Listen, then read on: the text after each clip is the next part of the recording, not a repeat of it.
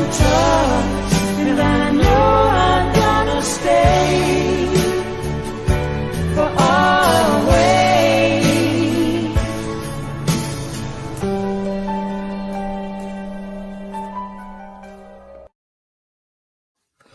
All right, how's everybody this morning? Good. Or afternoon for you from the UK. Nighttime. It's nighttime. That's why it's like it's 7 o'clock. I had no clue you were in the UK. I'm like right over my head. Yeah, I'm in Manchester. This is Manchester, UK, so that's why we do the show around 11, so we can match his time and my time. Okay. Because if I do this at night, he's asleep. Because the Mandela Effects, I want to go see them. I'm actually out looking at them. I'm like, I went to Paris to go look at the Mona Lisa with my own eye, and I wanted to go see everything. So when the changes happen, I want to be there for it. I was there for the cool ass fire at the Notre Dame. Oh wow, that was fucking badass. Yeah, we just pulled that apart last night on our show. Steve and I, we were comparing the Heliofan iPet Goat 2 to that, and it's identical. It is. It literally. I mean, they have this shit mapped out for years. They know every event. They have it all scheduled. You know, named, planned out. Yeah. Oh, everything's going out just as planned too. Everything's fucking nice, right down to the damn coronavirus, which is fucking awesome. Oh, yeah. And then the crown of thorns. I never learned that there was a crown of thorns anywhere. You know, yeah, he had a crown of thorns, but nobody saved it, put it away somewhere in a locked cabinet. No, there was no. I went to school for archaeology, so I'm gonna say I went to the university for this stuff. That's why I'm laughing. I'm going to all the museums.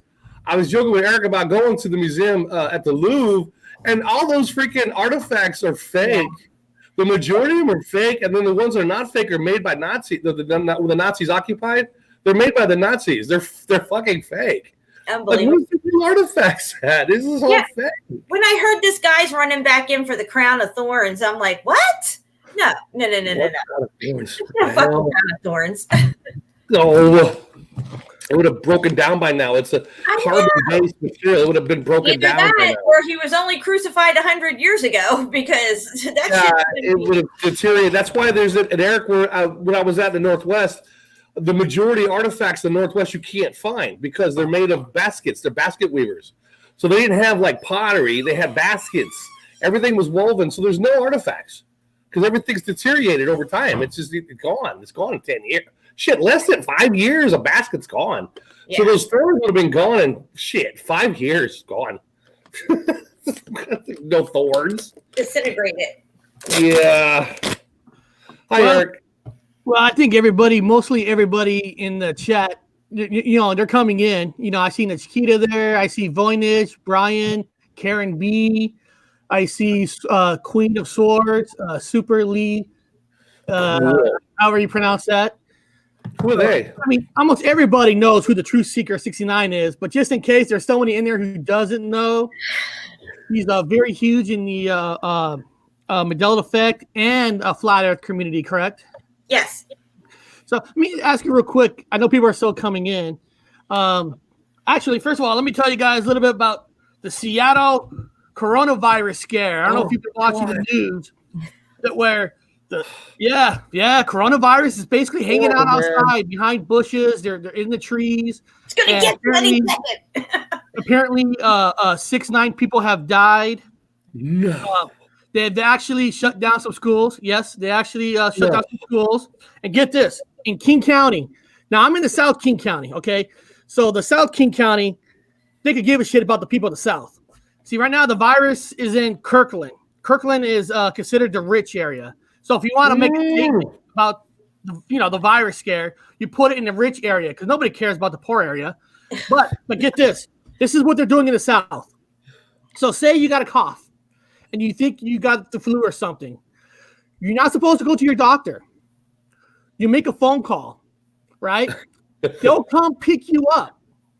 And they're renting out some motels. And they're going to put you up in a motel for 14 days.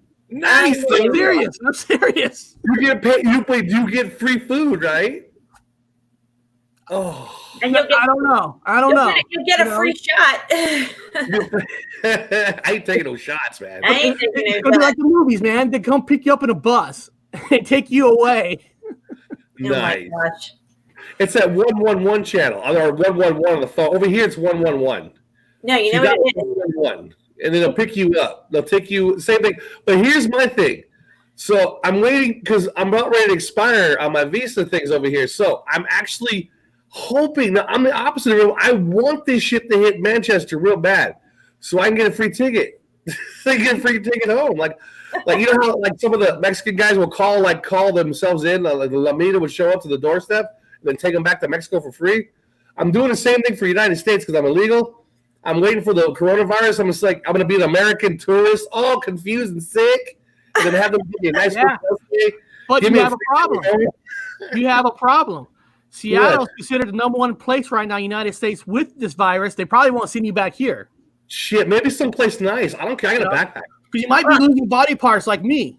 Oh my gosh. You know, coronavirus, losing body parts already. I hope they send me someplace nice. I want to go anywhere. Who cares? I'll have a good time. Dude, it's like the Roach Motel. They're going to take you there. You check in, but you don't check out. Oh, yeah, take your shot.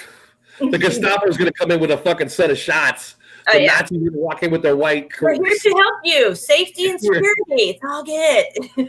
Well, I wish you would shut down my kids' school so I don't have to take them. True. That'll give me some free time. Yeah, I don't mind 15 days of what? As long as I get paid every day, I could smuggle in some weed, talk to the guys about getting some weed in there, smoke box it, be better. You know where school he goes to, right next to your Museum of Flight, next to all the space shuttles, all the airplanes. I got to see it every day. Yeah, everything's real. Oh, the aeronautic industry is all Mandela affected. A little bit. What do you think? I look insane. I'm like, I worked at the Museum of Flight, so I was like going, what the fuck is happening? Yeah, dude, because I fly all the time, and I always sit right on the wing. I'm always staring at the engines, and now the engines are just doing all kinds of crazy stuff. They're opening up now on the side of the when you hit the ground and you land, the second the wheels hit the ground, there's a panel that opens up on the inside of the engine now that you can see. You can see right into the engine. I'm like, what the fuck is this? Yeah, they've got reverse. I'm like, when the fuck did planes get reverse? And it's loud. Yeah, they've got reversal coming. Whoa, you feel it go. Oh, yeah. Whoa, that's reverse, man.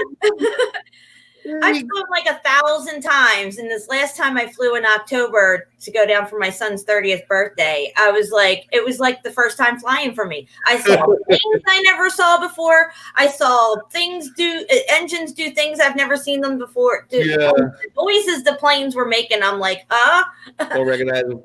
Yeah. Same with me. I don't recognize the noise. I don't recognize the action. I don't recognize the plastic they use inside. I don't recognize the cushions. I don't recognize anything. I worked in airplanes, and I'm like, this ain't fucking airplane. What is this? It's a toy. It's a big ass. Those airplanes every day, and I'm doing what you're telling me to do, Bob. I'm taking pictures and looking at it the next day to see if they've changed. Yeah, they'll change fast. They've been rapidly changing. You know, they're designed to fall off the wing now. The engine. Well, they're designed to fall off. Well, what it is, they used to stay on, and then now they have like this. I'll never fly it again. Yeah, well, it's like a magnesium, whatever, and it actually burns and it literally drops the engine for safety. It never used to do that. It never dropped the engine. I was always confused about watching Johnny Darko. When they had that engine fall into that. You remember his house? You guys watch Johnny Darko? Yeah, one time. It was a creepy movie. The engine falls at his house, and I was like, how's that engine fall off a fucking plane? There's no reason for that.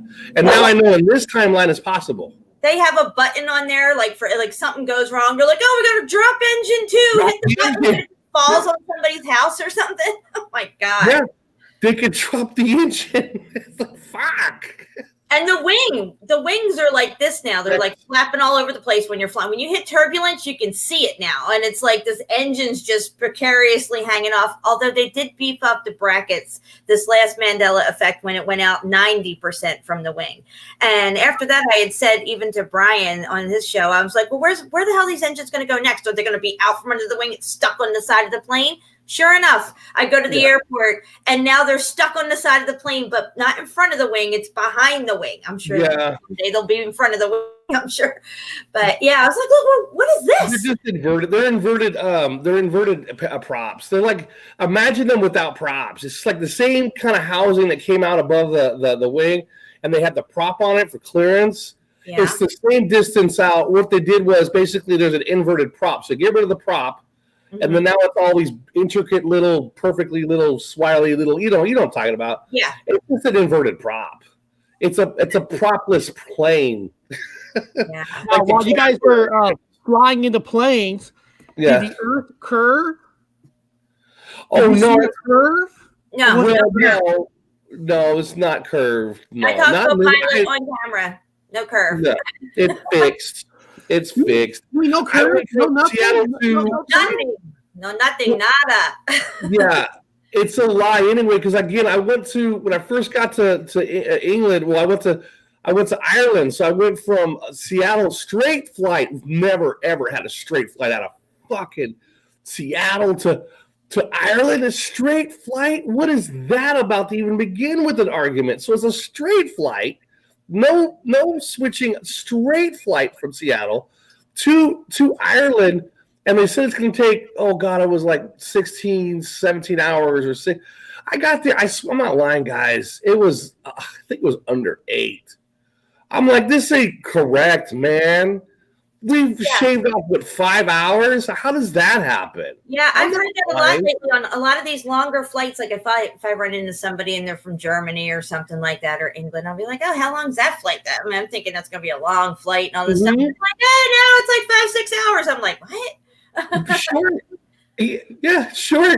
I would say I just hopped over to fucking France. It's like 35 minutes, 40 tops. That includes, go up time, talk time, landing time. So actual flight maybe 30 minutes. Bullshit, man, over that fucking channel. Well, of course, everything's close now. So there's a lot. I lived in Fort Myers, Florida, and I used to fly up to Philly all the time. Now I'm in Alabama, so the flight is shorter to Philly. But even from Florida, it would be 2.5 hours. Okay. And that wound up getting shorter. Now that's only like an hour and 50 minutes. My flight from Alabama to Philly has gotten shorter since I've flown back and forth. It's like I no sooner get buckled in and comfortable. They're telling me, take my seatbelt off, start getting comfortable. They're telling you to put your seatbelt back on. You're getting ready to land. That's what it feels like. Yeah. People aren't even talking about the short flight times. Did anybody notice? You shaved off like 2 hours on a flight time, an hour off the flight time, a half hour off the flight time. Come on. Yeah. This place is small. When they're getting ready to land, how they start slowing the plane down, and now you can really feel it. It's like this, and you're like, and you look out the window, and it's like you're not moving. It's crazy. I don't know what's going on. I ain't believing I'm surprised the plane even landed since we're spinning in a circle so fast. Exactly. Yeah. I'm glad you guys are alive. I'm happy for you guys. I am buying nothing in this place, man. My sun is gone. Where the hell's my yellow sun? And the moon is questionable at this point. The moon may be gone too, because they have a moon simulator up there, I think. I don't know what it is. I think it's a fucking hologram, man. I don't know. I got a video. I checked back. I always check my old stuff because it always changes. And I looked at one of my videos, and there was like 100. I know the video it is too. 1,000 fucking crows were in the sky, and they were doing these beautiful waves in the sky, and I filmed them. So that evening, I went to put it in my, cool, and they were gone. There was not one crow in the sky. Like, what did I film? Exactly, dude. That's been happening to me too. Like last night, not last night, the night before, I tried to film the moon. It's a crescent moon outside, clear as day. Yeah. There was no clouds blocking it. It was low on the horizon, so it's not like it was like up at its highest point. But on my camera, it was like a waning moon. And no matter how much I tried to focus on it, it would not come up as a crescent. And then there was another time when I tried to film a supermoon. At the end of my street, I have a really big hill. I went up there, no obstructions. I'm looking at the moon. It's fucking huge. I'm looking in my camera. There's nothing there. Nothing. Yeah. Yeah. No, I'm with you on that. You're not lying. So people are, "Oh, she's full of shit." No bullshit. I wish I was, because it was fucking bizarre. I was confused. Same thing. Like, Same thing. what the fuck? I went back and looked at that, and I finally got those birds. Now there's birds in my film. It's changed. We fucking had a fucking whatever shift. We must have took a shift. We had a lot of fiber. We took a nasty shift. Anyway, now I see the birds, but the birds go down and then they go up and they disappear, like into nothing. They go up and I have it on camera now. I can put it out. They go down and they go up to nothing. Like they disappear. It's like they go up and disappear. All the birds. That's really weird. Are you sure they weren't trying to take a crap on you? Yes, they like to shit on me a lot. I heard that's good luck. It is good luck. That's especially an open wound. You always want to have them defecate in an open wound. That's good for you. So there was a video out a while ago. Since you're talking about birds swimming around in the sky, there was a video out last year or something like that where it was a weather cam looking over a city. You can see the city lights. It's at nighttime, so you see the brightness of the lights over the city, and then you get into the darkness. Well, the cam picked out this white stuff swimming around in the sky. They kept trying to say it was birds. Of course, they didn't zoom in, like they don't have Zoom or something. And clearly, it looked like literally like something swimming in water the way it was. And there was like 12, 15 of them. I can't find that video anywhere. Richie from Boston even covered it. He was saying, like, is this, fallen angels? Are these some sort of entities? Clearly they're not birds. Yeah. Can't find it. Anything up there is not, it's not correct. It's not, I don't know if it's projection. I don't know if it's one big ass simulation on the top of the fucking fishbowl.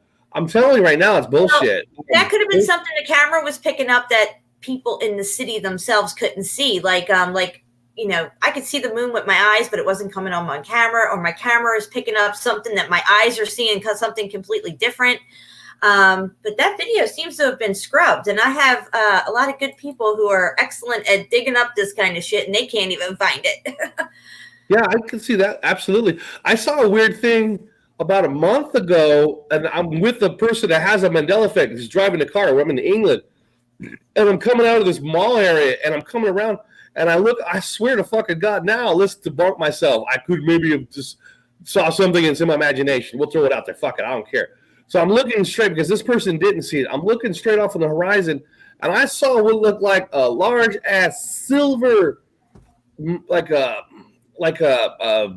Ferris wheel, on a merry-go-round, or whatever, the big round ass silver tube with like a spokes in the middle. It was huge. It's Ezekiel's wheel. like a big ass silver wheel with lines in the middle, and it was in the distance. And I stared at it. I said, "What the hell is that?" And then I looked. I said, "Look at that!" I turned to the person who's driving the car. On this other side of the steering wheel's over here, so I'm looking to my right. Look at that! And I look up, and she's like, "What? Where the fuck did it go?" It's gone. I'm like, I'm not crazy, man. I saw that son of a bitch. I saw this huge thing in the horizon. It just disappeared. And I'm wondering about a lot of things here. I'm just wondering what we are able to see, what we can't see, what we can't.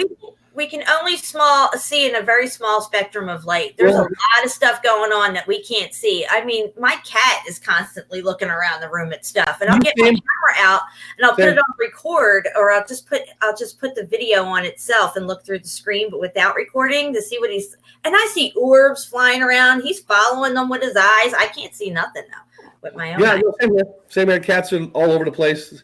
My horse sees a lot. Is that a unicorn? Oh yeah, no, it's a horse. It's a unicorns horse. are evil. I like unicorns. Yeah, dude, there's something up with unicorns. Trust me. I don't know what it is yet, but they're everywhere, and that can't be a good thing. No, you're correct. You know what I see? I see clouds and rain. Yeah, there's a lot of that. I got 3 days of clouds and rain. It's April showers, bring May flowers. We're getting spring a whole month and a half early. I have allergies. I had to have my lawn mowed twice in February. That's unheard of. Allergies, correct. It's 70 degrees out right now. Correct on the allergies. I've started up. I don't have allergies. I have them in this fucking realm. And my allergies started up just recently. I'm like completely. In fact, before I came on, that's why I'm a little bit slow. I got to take some meds. I had to take a couple of them fucking over the counters, man, because I can't breathe through my nose. I had to take a Claritin today, and I haven't taken one since last year at this time. Well, in April, I usually start taking it. Yeah, now I'm taking it down. Let me answer the question. Some people in the chat. This horse is actually, at one time, was $200. You know why? You know what this horse is?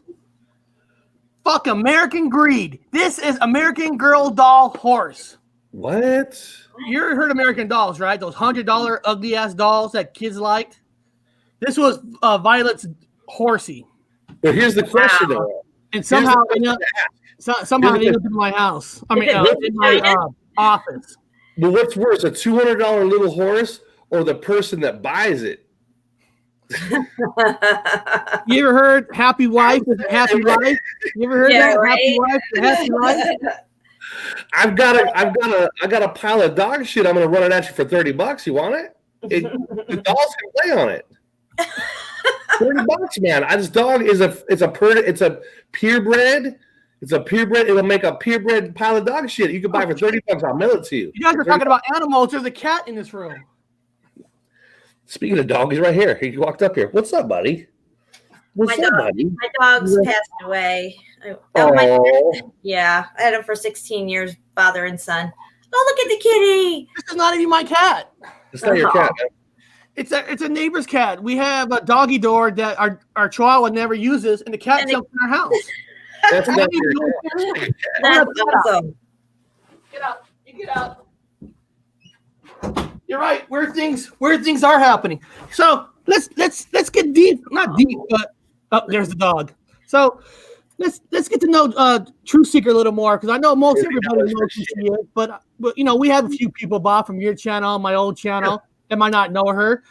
Were you originally a Mandela Effect person first, or were you a flat earther? Mandela Effect first.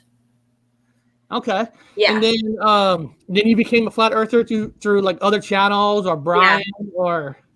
Yeah, I saw, I think, Eric DeBay first.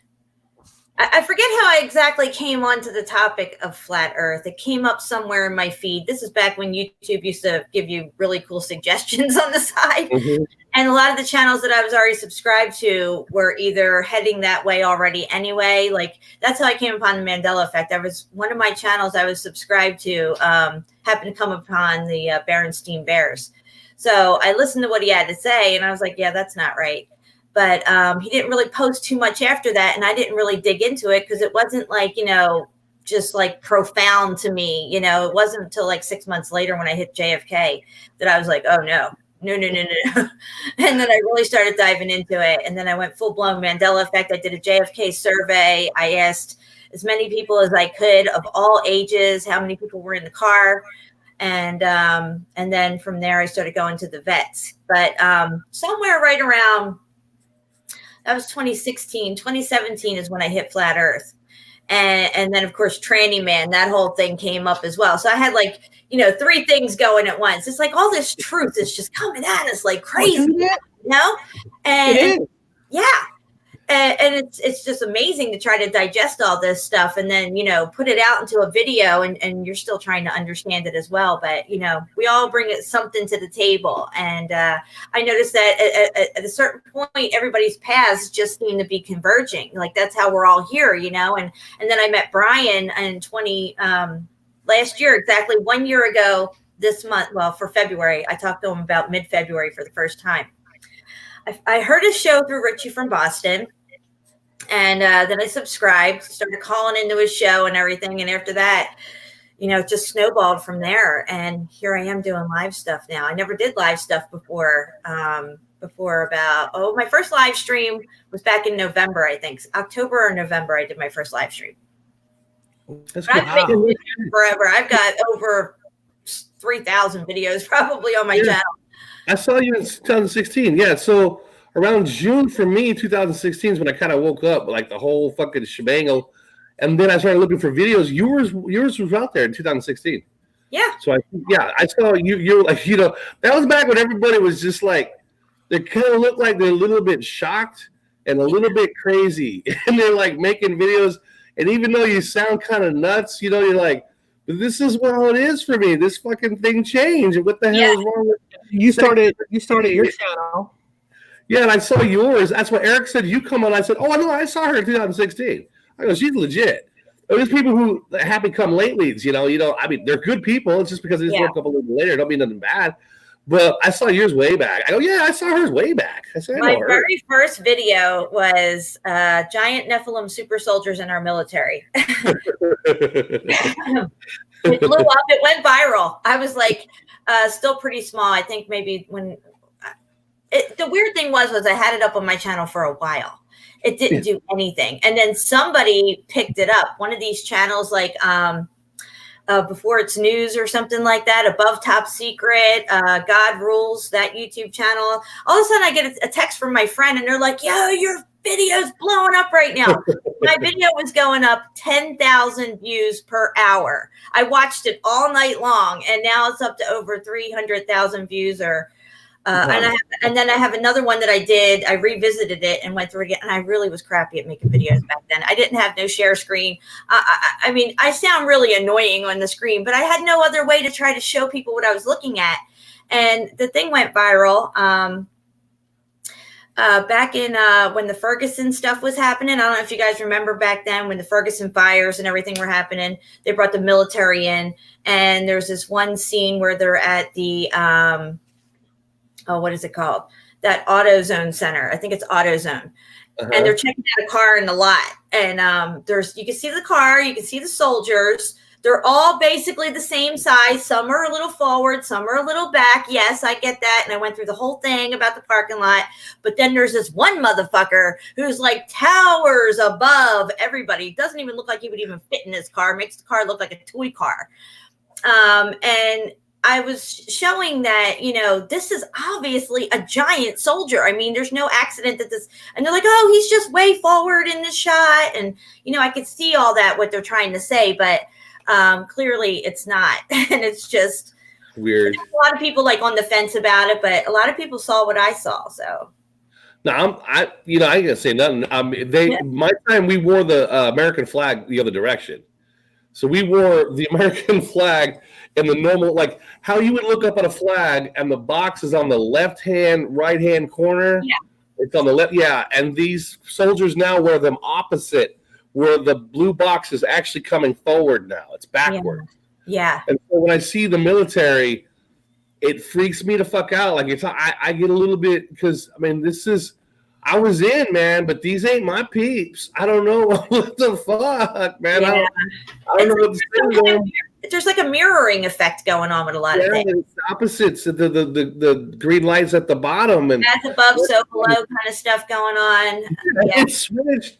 It's exactly what that is. It's switched. So you're seeing soldiers that are tall. When I was at my workplace, I was going through shock because you see one tall person come on our timeline, maybe one out of every 13, 15 people. Maybe you see a tall person. Maybe that guy's tall. But now I was seeing them like one out of every 8 is a tall person. I'm going to the mall, tall person. I said, oh my God, what are you, 7, 8? I don't pay attention to that. Wow. There's so many tall people now. And then in the military, I saw the same thing. I'm not used to seeing tall people in anything. That's another big one. That's the tall people. And I said the military is a little, I don't know what the fuck to say about them. When I was in my time, a few of them were in the Freemasonry, but I talked to these guys now, and I'm not putting down Freemasonry because I was in it, but they're like, all of them encouraged to go Freemasonry. Like, why are you guys all encouraged? Because if you don't go to Freemasonry, you can't move up in rank. I guess I can see that. Okay, yeah, that makes sense. Now, the channel that you opened up originally, True Seeker, was that your original channel, or did you ever get shut down? No, this is my original channel, the True Seeker 69. I've always had that one. Wow. Cool. Yeah, and I didn't start getting strikes until just recently. I've never had a strike in my life. I've had, the copyright. Bob has always gotten strikes. And in 2017, Bob and I did a show. It wasn't live, but we did a show about the Mandela Effect. And after I aired that show on my original channel, it got shut down. What, about a week later? Yeah. Shut down. Shut it down. I don't remember. It wasn't even bad compared to your show. You got strikes, and I had no strikes. Shut down. Yeah, it was clean. Yeah. Then I opened up another channel. We did the same thing again. We did a part 2 to the Mandela Effect in 2017. That channel got shut down. Yeah. It caused me to stop for a long time because it kept getting shut down. With True Seeker, she's been out there forever. At least you keep going. They're coming after her now. Well, truth is a new hate speech. And, ever since Donald Trump ran in 2016 and, propagated this whole narrative of fake news, they've literally, he called CNN out on live Tell Lies to Your Vision, how they're fake news, yet they're still up and they're still pumping out fake news. But what they've done is they've turned the narrative on us. And that's what they do. That's the way they, whenever they get blamed for stuff, they'll turn it around and put it out on the other person or whatever. Yeah. But more voices you get out there, it's going to make it harder because it's not like you said, like 2016, you might have had a small little pocket. Now the pocket has grown. So it's a lot harder to try to, get everybody off. Mm-hmm. Everyone's going to wake up eventually. They're going to wake up. But this channel has lasted for me. Yeah, I'm shocked. You're still on, dude. We've talked about a lot of crazy shit, so I'm surprised you're still on. Yeah. Wow, we talked about a lot of crazy things. We've got everything on here, man. I mean, we want to hear it all. I'm Sasquatch. You don't care. UFOs, man. How about Dogman? Which one? The Swamp Man? Dogman. Dogman. Yeah, the Dogman of they're down south, right? They're all over, dude. As a matter of fact, we're in your neck of the woods right now. Okay. Let's talk about Dog. No, you're the second person to bring up Dogman. Oh, yeah. I did a video on Dogman. What is a Dogman? Tell me what the hell's a Dogman. So Dogman is your typical werewolf. I think this is where the whole werewolf lore started. For me, I don't know if it's a Mandela effect or not. And I asked the question, Mandela effect, ? Cynocephali. So their name in ancient times, or maybe before the last reset, was Cynocephali. And they're documented by Marco Polo, Christopher Columbus, all kinds of stuff. Greek writers wrote about Cynocephali. They're described as being a fierce race of dog-headed men who are civilized to a certain extent. They would communicate and barter with humans through grunting and hand gestures. And yes, they have hands with claws on them. And they have dog feet with the backwards honks or whatever they call them, their haunches. So they have dog legs. They can go down on all fours, but they can also stand up. And when they stand up, you hear this popping sound because their legs are popping into position. They're still seen today. People run into them. And some encounters aren't very good, and some are uneventful. Of course, the person's scared shitless, but you just saw a 10-foot tall werewolf, Dogman. It has the chest and torso of a human being. It's supposedly they're really cut and muscular, looking like Arnold Schwarzenegger kind of thing. But yes, they have the hair, huge German Shepherd wolf type head.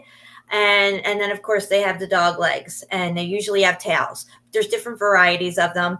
You can look them up. If you type in Cynocephali, if you want to do a screenshot, we can look at how they depicted them back in the olden days or ancient times. Can you do that? Eric, can you do that? Oh, yeah, I'll look for the Dogman. Okay. You want to type in Cynocephali and then go to images. So it's CYN. CYN. It's a CYNOCEPHLI,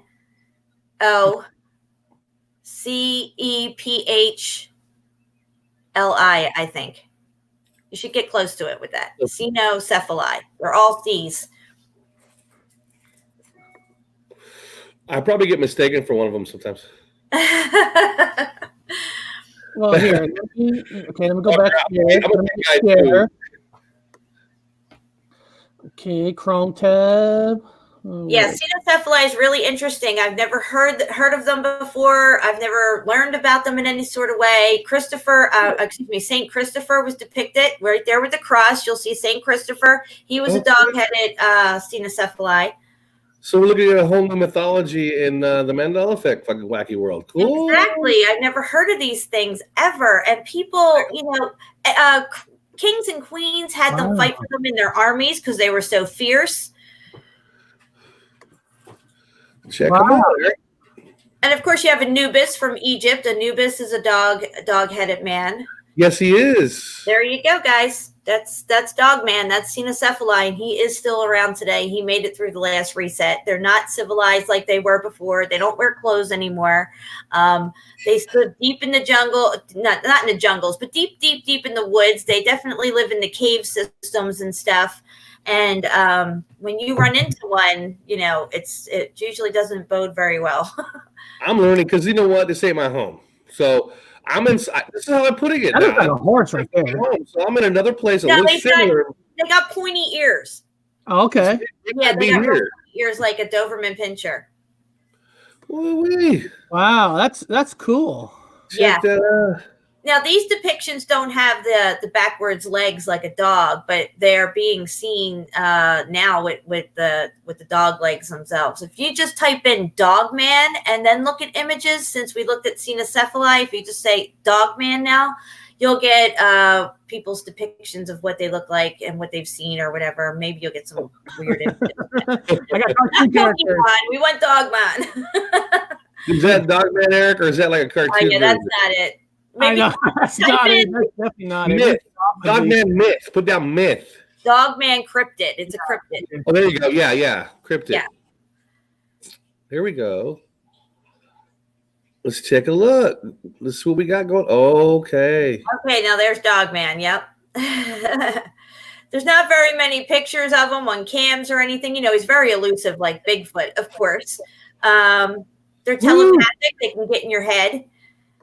Yeah, they're pretty fierce, pretty scary. They smell really bad. They smell like blood and wet dog and urine. That's what people say. Oh, God. Yeah, you don't want to run into one of these. No. How about I'm going to ask you this. You're like, I don't know. Does it take a silver bullet? They might. I don't know. They definitely know what a gun is. People have pulled guns out on them, and one even went like this. Like that, too. But yeah.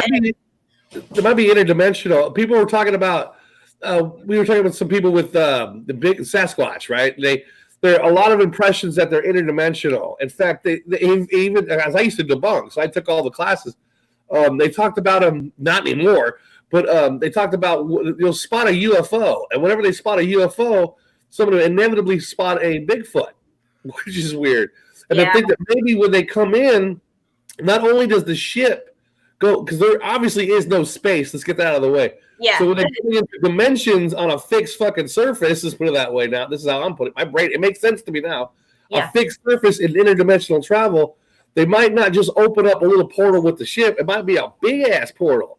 So as they get here, they kind of, their area, which looks just like ours, but in another plane, could have the Bigfoots just running around like nothing, going hi, just doing a little thing. I think they're interdimensional. I think Bigfoot is as well. They seem to move really quickly. They're seen in one spot and then they're seen in another, where they should have went right through your line of sight, but they're not there. They're just gone. Cenocephaly moves very quickly. It's a very fast-moving animal. It's the top predator on the food chain. When it's in the area, everything goes silent.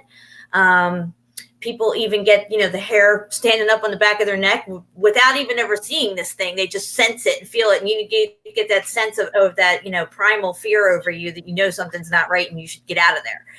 And I always listen into Dogman Encounters. There's a show called Dogman Encounters, and I listen to what people have to say because, they can't all be lying, I'm just curious because in Washington, it's manslaughter if you kill Bigfoot. But if you kill Dogman, is that manslaughter? I want to know, can Bigfoot make a fire? Can he use fire? Yeah, I've never heard of him having a fire. So my husband said, why would he need to use a fire? And I'm like, well, why wouldn't he? Yeah. I mean, he could eat nuts and they could eat what the local, animals eat. walking up in the woods and catching like two Bigfoot fucking, or like a dog man and a That'd dog be weird. woman going at I it. would feel that. You never hear stories like that. I would feel that. I would make money. I would make money. Viral video. Trees be shaking. Oh God. Well, the problem is everybody would say, no, that's Ron Jeremy, man. No, that's a Bigfoot. No, that's Ron Jeremy. He's a big hairy. No, that's not Ron Jeremy. That is scary. He's a creepy little dude. I don't even know how he made it into the porn business, and that I even know about him. I'm sorry. Don't forget, we don't want to go dirty, but straight guys always like Ron Jeremy and porno because straight guys want to see the action and not the dude. And so in this place, they're a little bit bi. You know, they're about sexy man coming out with sexy woman with like a sheep and then all kinds of weird stuff. What is their sexuality here? I don't know. They're fucking weird. But we had Ron I want to see is Ron Jeremy fucking anything. We had Ron Jeremy and a girl. Ron Jeremy and a woman. I'm here to fix your tummy. He gave us hope. He was this Ron Jeremy. He was I don't look at porn. I'm scared. He's old. He's old. I want to be out of the He's like 80 years old now. God, he's not in porn still, is he? There's no way. I sure hope so. Hope there's a statue of him somewhere. There's a statue of his dick somewhere. They probably bronze that thing or something. We're a family-friendly show for those of you in the sidebar. Man, look up for. I want anybody on the sidebar to do homework. Look up Mandela Effects with Ron Jeremy. See if we can find any. Oh boy. Well, let me see. Weird. How many different ways from here, can't we? Yeah, a whole video on Ron Jeremy Mandela Effects. That'd be a good show. We looking at American. Looking up Dogman still. No, looking up what Ron Jeremy looks like now. Oh God! Oh, we gotta get a picture. Well, since we brought it up, now we're talking about Dogman, right? Okay, he's technically in the same field. Oh my God! Yikes! That's scary. Technically a dog man, right? I mean, he constitutes as a dog man. He's a dog. Oh, dog man. Man. Oh, look at this guy. Oh my That can't be God! Ron Jeremy, man. He looks like he was rode hard and put away wet. Oh, you're giving him a little credit. I'm sorry. With a wet rag and kicked him around for a while and threw him off a cliff. That is bad. Didn't look like he saved any money. They threw him out. I'd rather go look at the Dogman, man. They put a Dogman in a porno than fucking Ron Jeremy. Ron Jeremy, I mean, he makes Dogman look good. Yes, he makes Dogman look good. Take two, Dogman, please. Thank you. You can leave the Jeremy on the side. I bet if I show him and watch it would be manslaughter. They'll thank me. Some of our younger audiences in the sidebar are like, well, who the hell is Ron Jeremy? Don't find out. Don't go looking for Ron Jeremy. You don't want to go there. Don't go looking for Ron Jeremy. Also, on the same subject as Dogman, there was reports of not snake men, but reptile men also coming out. And like, how about the rake? The rake is really interesting. They're like the reptile men are actually attacking vehicles too and stuff like that. I heard. I actually read the stuff on it. Yeah, there's a lot of weird things, a lot of weird cryptids showing up now, and I think that's really interesting because if our dimensions are in flux, say we're about to, rise up into the next dimension or whatever, and we're starting to see more of the spectrum than we could before, that we would start to see more things, because there's people who've been in the woods that say something comes, they're walking one way and all of a sudden something comes along and walks right past them, right across, and keeps going, and it'd be like some weird strange creature that they've never seen before, and like a rake or something, but the thing never actually sees them, and they're only like within 10 feet of it, and this thing just goes right. So it's almost like these dimensions are, feathering each other or kind of going like that. I used to think the noise further with the rake, because somebody's asking, what's the rake? Oh, you have to look it up. I can't even explain that fucking thing. All right. It's like Slenderman. It's tall. It's real skinny and lanky. It's iridescently it's like translucent. The skin's real pale. Here we go. And it's not it's really nasty, whatever it is. I heard Dogman fight. Yeah, look at this thing. That's a deer cam it got caught on. Okay. Yeah.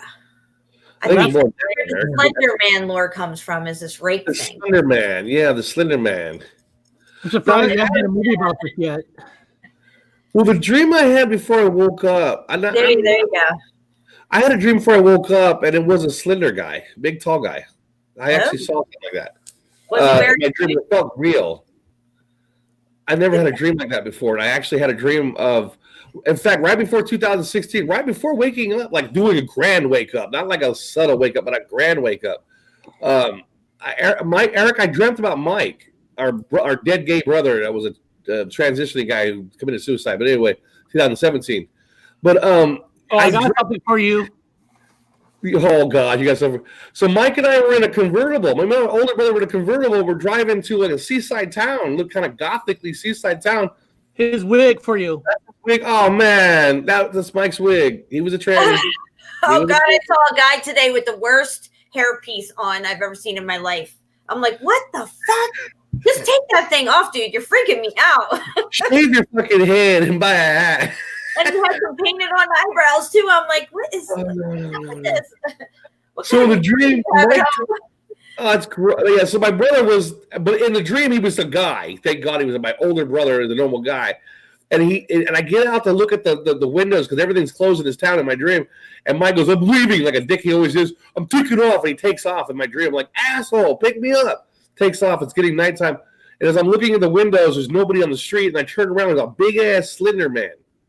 But he had a head like a broken like a log that you would jaggedy top of a log. But his head was like that. And he was following me the whole length of the fucking town in my dream. I'd run and he would follow me. Then I went down through a church and I'm crawling the piers and I'm crawling over shit. There's no townspeople. I finally get to a closet and I open a closet. All the people were hiding in the closet. But what I noticed was in my dream was that every time I stopped, it stopped. So I run and then I turn around and I think it's still coming, but then I'd stop out of breath and I'd turn around like out of breath and it stopped. Yeah. So I realized that every distance that I run, it would run with me and then stop. Mm-hmm. Towards the end of my dream, I realized that he's not coming after me. He's just staying with me at a pace. So I felt a little bit more comfortable at the end of my dream that I went in the closet with all the people and they were screaming, what are you doing in here? He's going to come in here. And I'm like, I realized that he ain't going anywhere because as long as I stay in there and go to sleep, this guy's going to stay outside. He's not going to go any further. He stops every time I stop. I don't know what that means, but I woke up and then a couple more days later, I was in this place, weird ass dome place. It's weird ass dome place. Here's my Slenderman story. Now I know he's harmless. He just runs with you. Well, you have to face your fears, and that's one of the levels in hell where you just have to something will come at you and it'll be like, ah! And you're like, in the corner, like, no, you got to just push straight through it and it'll go away. Yeah, now I'm not scared of anything here. Nothing here. Turned around and said, "Fuck you, Slenderman." Yeah, I'm scared of nothing here, man. The plane, I gotta be in a plane. It could be fucking going crazy. And I'm like, cool. Yes, this is nice. Let's go for a nosedive. I don't care. I had one of those flights. It was really bad turbulence. We were coming into the cloud bank around 10,000 feet, and we had to get it. It was a good distance, but the cloud bank was real thick and it was real turbulent. And before we broke through it, so the plane's like this, blah blah blah.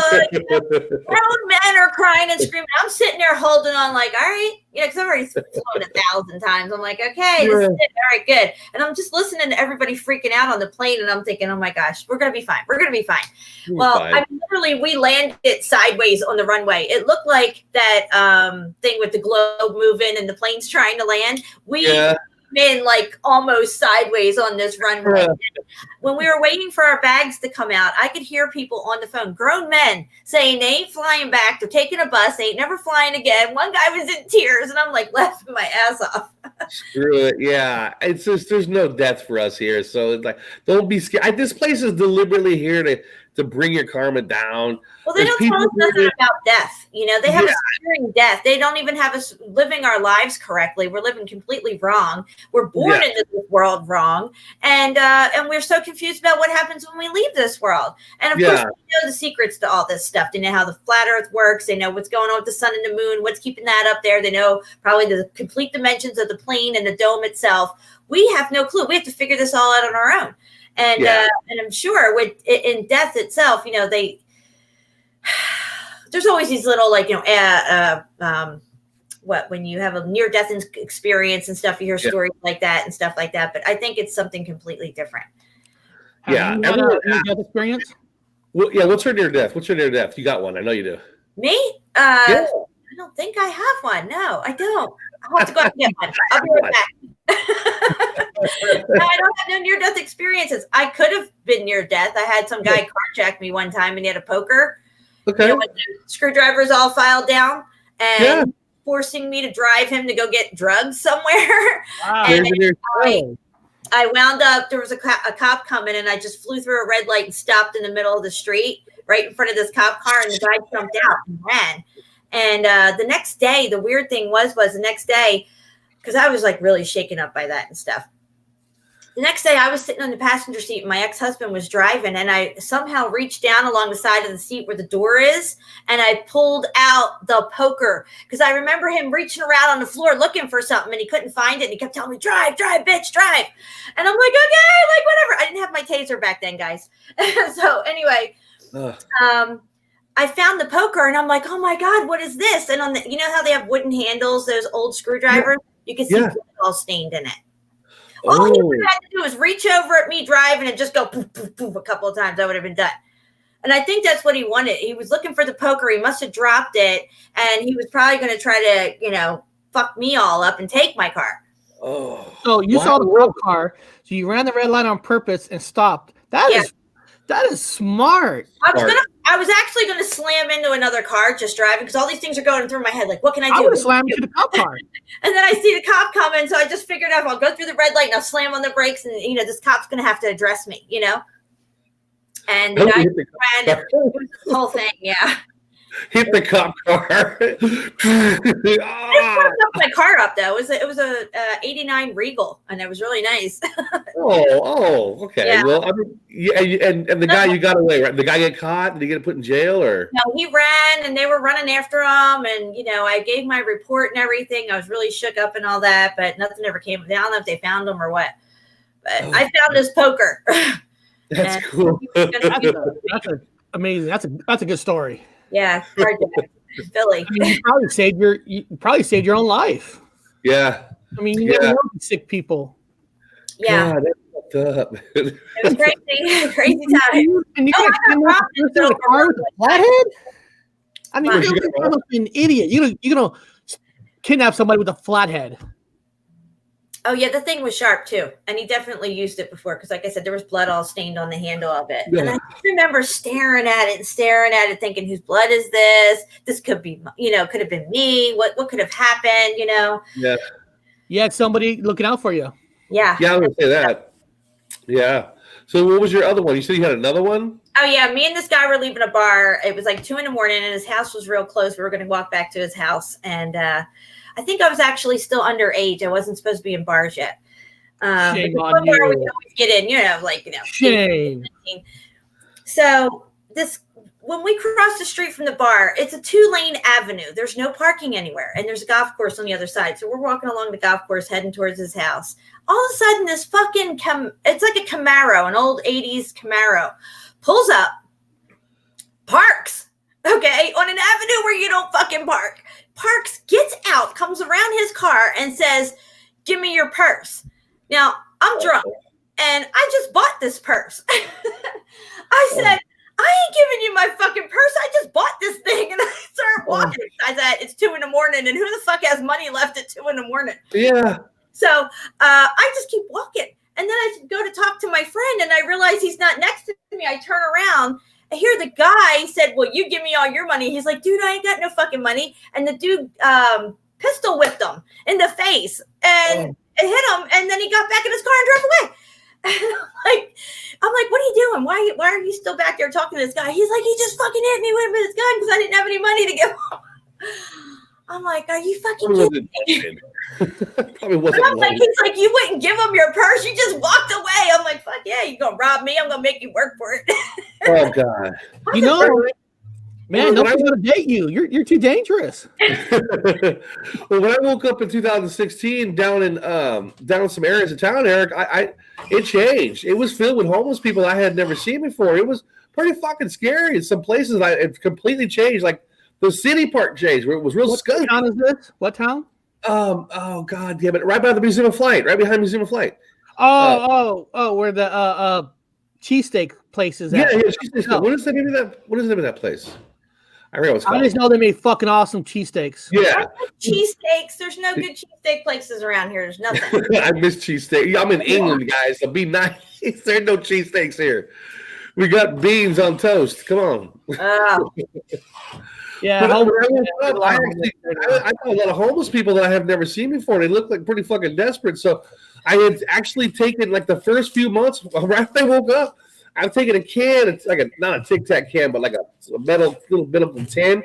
I put all my money and all the important shit in that, and I put it in my front pocket, and I kept the wallet in my back. So if I got mugged, I would just give them the wallet and say, "Shut the fuck up. Here you go. Take it." It was an empty ass wallet, which is like random, like a $1 bill with a bunch of paper watered up in it. You know, I stuffed it in there because I actually thought that this place didn't look the same. I thought it was like, who fucking knows where we're at? I mean, this is like a scummy place. This place that I was at was never scummy like that. We used to go eat lunch there all the time, like at my workplace. And I go, what happened to this place, man? They're like, what are you talking about? What are you talking about? It's always been scummy. What are you talking about? You can't find no cheesesteak in England? Nothing? No cheesesteaks? No, I can't find any.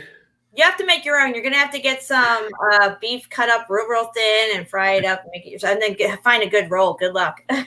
You need to get with Michael Healy and open up a restaurant, cheesesteak restaurant. You'd be big. That's what I'm saying. If I opened up a pizza place, steak shop around here, I would fucking bank. Oh God, man! They wouldn't know what to do with themselves. They would go nuts. Well, the food is good. It's just their own type of food. A lot of lamb. I mean, America. I'm not a lamb guy. We're a beef people. But they like a lot of lamb here. You go to the store, it's like whole shelves of lamb. Now in America, I don't know. I mean, we hunt for deer and everything, but when I see a lamb, they're cute. I think of making wool. But over here, it's like cattle. It's just like lamb. Lamb chops. Yeah, I mean, I eat them here, but it's just not really 100% I like to do. It's delicious, but I'm just not used to eating lamb. Yeah.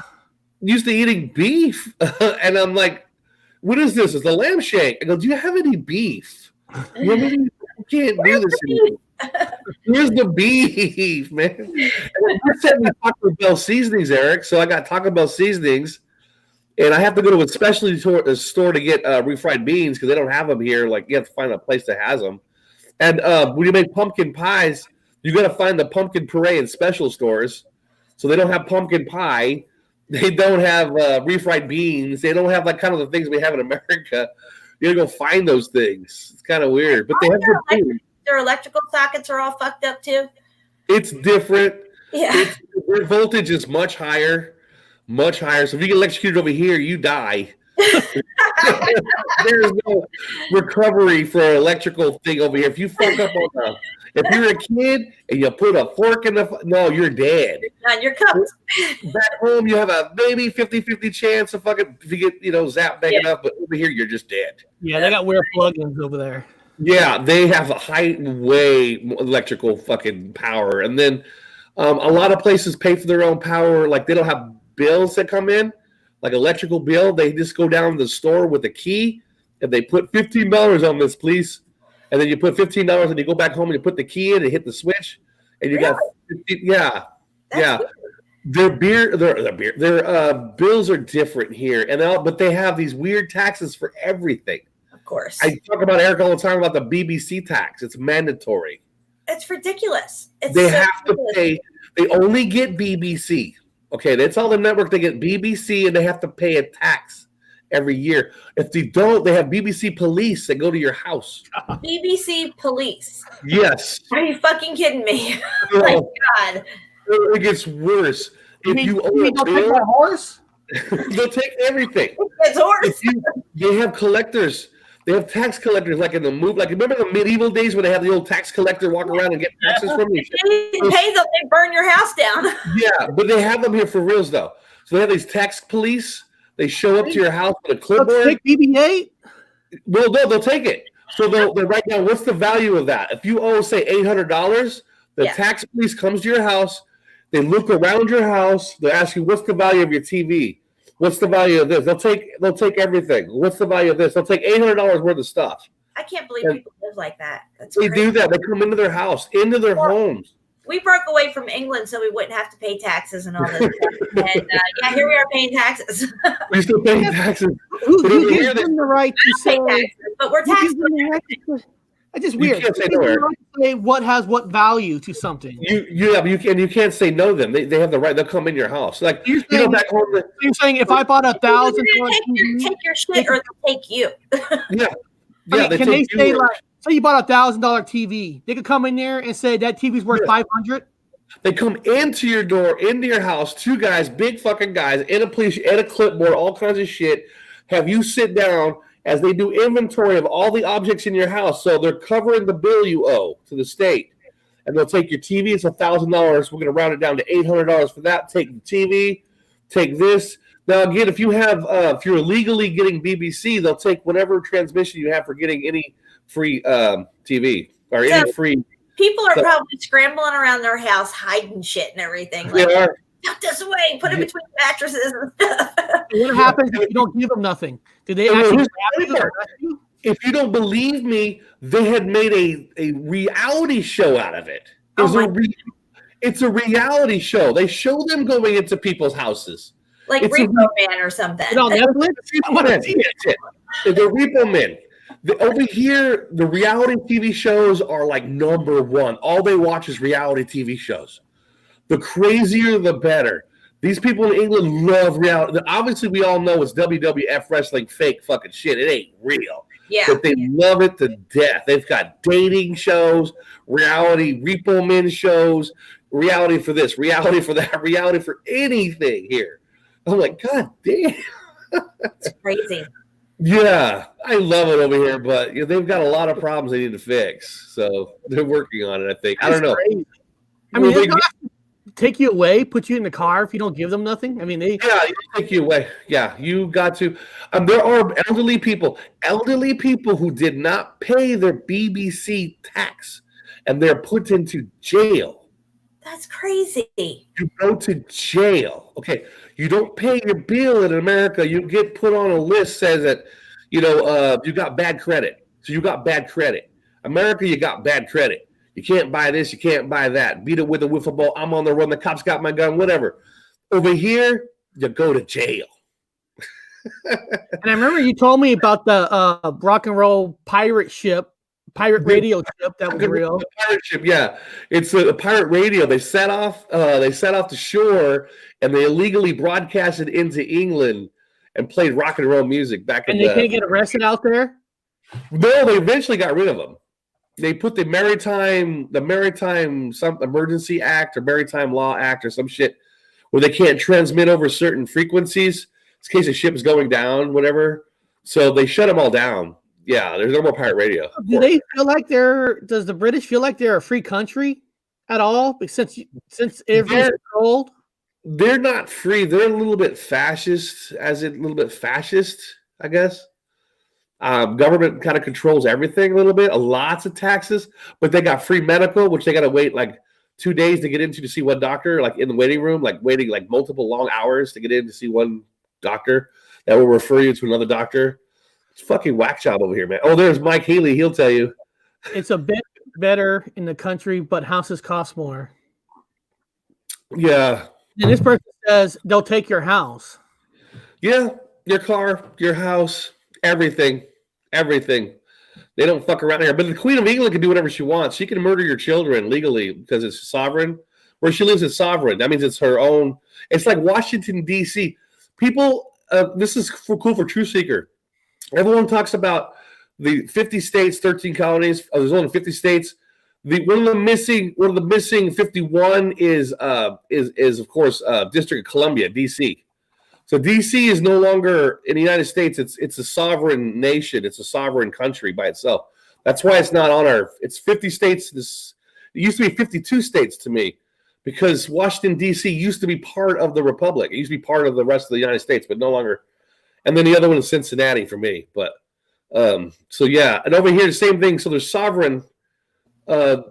London is sovereign. Around the Queen lives, and the Vatican is sovereign. It's the Vatican, London, City of London, and Washington D.C. are all sovereign. Now get this.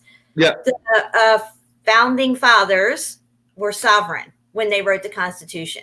Yet the police will tell you that you're not sovereign. Oh, what are you, one of those sovereign citizens? Well, the people who wrote our Constitution were sovereign.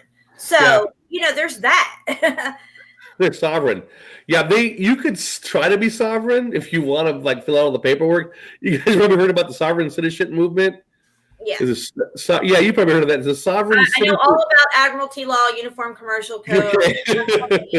You walk out your door. You're not stepping off into an ocean. Why are we under the law of the sea? Where's the law of the land? I did an extensive study and all that. Yeah. Affidavits of truth. That I have had notarized, all this stuff, trying to separate myself from the capitalized name and shit. I can't answer this one. What's this? Eric, do they still have speed traps on the highways in the UK? Since I'm in Seattle, people, I don't live in the UK. Well, they have them here in Alabama. I see them. They're hiding out. These cops hide in corners, man. They hide in corners. They're hiding everywhere. They got their own street. The traffic police, or they check for cars that are misparked, whatever. And I'm not sure, don't quote me this, but someone said that those the traffic cop, the ones that walk around checking vehicles, they make money per vehicle only. So they have to find vehicles to write tickets to. That's kind of an incentive for them. Yeah. So they're writing tickets like insane, writing tickets like crazy over here, just like fucking nothing. You get a ticket if you go to the store. So if you go to the store, park in the parking lot, and then you go around the block and you get a pack of smokes at a mini mart and come back and go into that car and leave that shopping mall parking lot, you'll get a ticket. You got to buy something from the store. If you don't buy something from the store, the camera clicks a picture on your license plate, and you get a ticket. Wow. Yeah. We have that here where, if you run a red light or whatever, the cameras will mail you a ticket to your house and stuff. That's minor compared to over here. I was mad about that. Exactly what you said, Truth Seeker, with the little camera by the freaking stoplight. Over here, it's in the shopping. I'm going like this. Over here, it's the shopping fucking in a regular store parking lot. Every one of them has a camera. If we don't buy a pack of gum, anything from that store, you get a ticket. Anything. Yeah, it's fucked up, man. It's like all your freedom is being taken away. It's gone. Now, like Seattle, they took away the plastic bags, and now you got to use their bags. You got to pay for the bags now. You got to pay for it unless you have your own bag. Same here. It's just ridiculous. Gypsy, I'm sending you a couple of pictures that we're going to take a look at real quick. Cool. You sending me in an email or email? Well, you guys talk. Find it.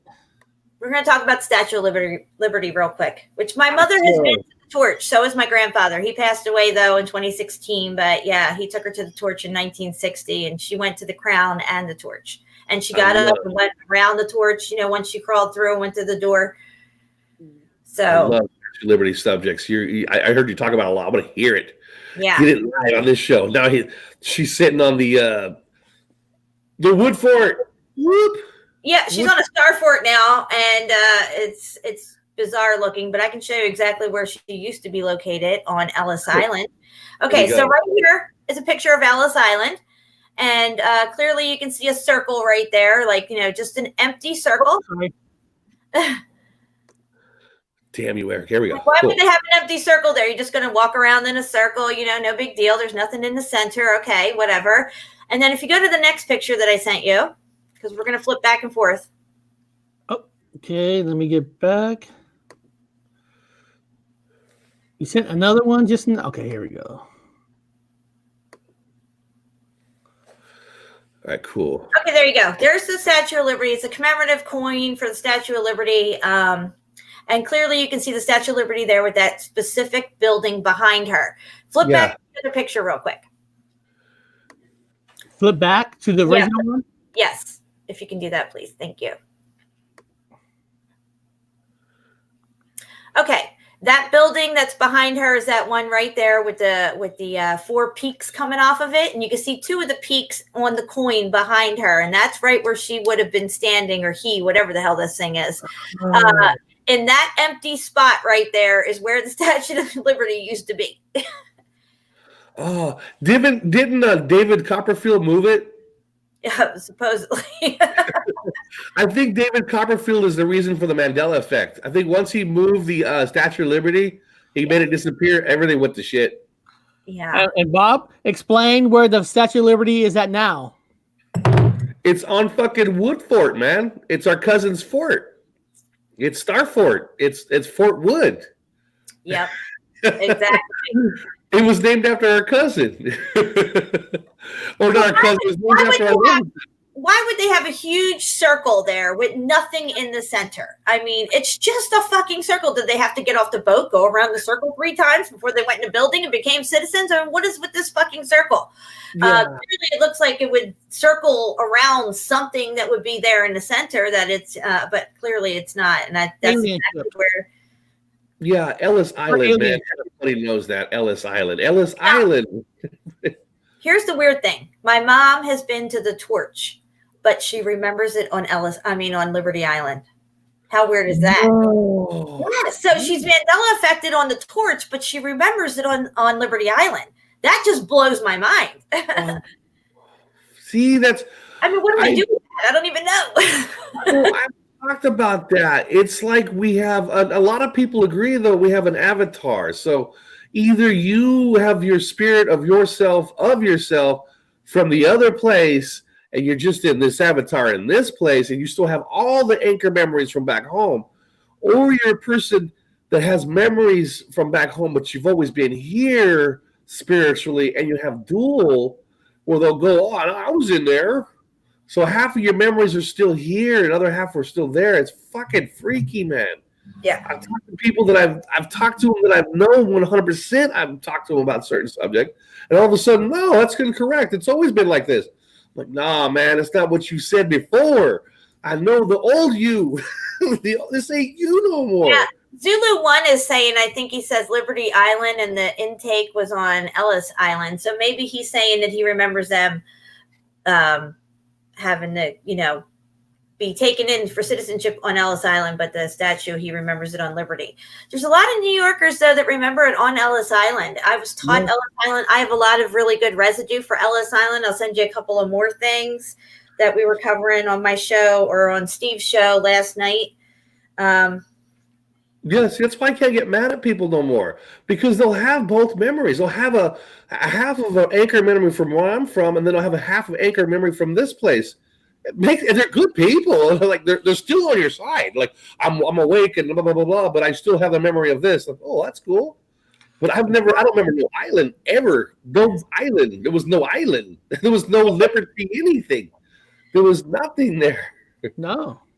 And no Star Fort. Copper oxide. Great Uncle Wood. Great Uncle Wood was in Star Fort. Yeah. Yeah, we used to study the Statue of Liberty growing up because we were part of it. Yeah, because I wanted to see the box. Of course, we have family in New York, upstate New York. Remember, Aunt Mary said it's our family history is in the box, in that box at the bottom of the box. Liberty.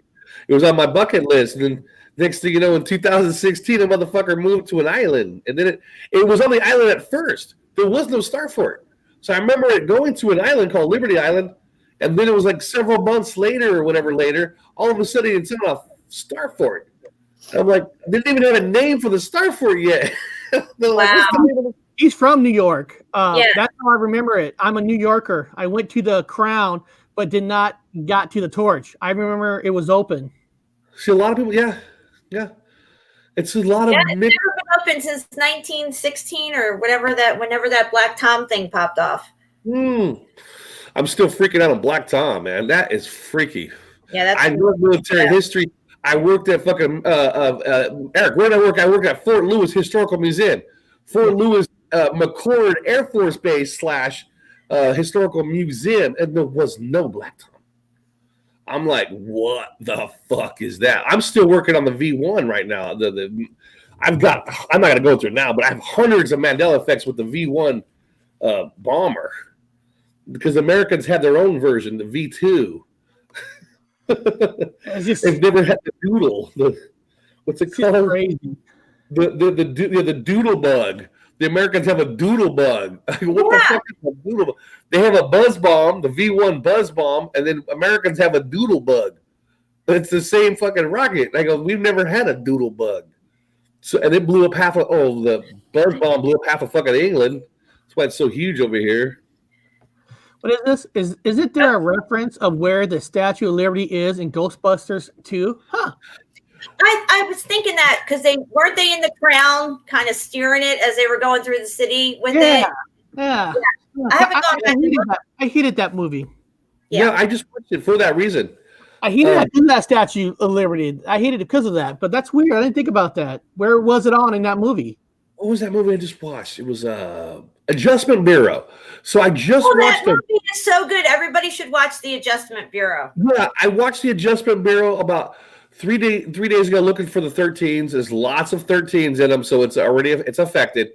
And the best part about the movie is they get out at where it used to be Ellis Island, and now they get off at the, guess what? As soon as they walk out the door, you see the angles for the Star Fort. They get out at the Star Fort now. The door opens. Star forts are a Mandela effect for me. I'm really into archaeology. Clearly, you're into archaeology. I've never seen nor heard of these things ever. How the fuck Star forts got past me, I have no fucking clue. No, they've never been here. They've never been here. They're all over the globe now. They're all over the back of the turtle, the fixed moving turtle, slow moving turtle.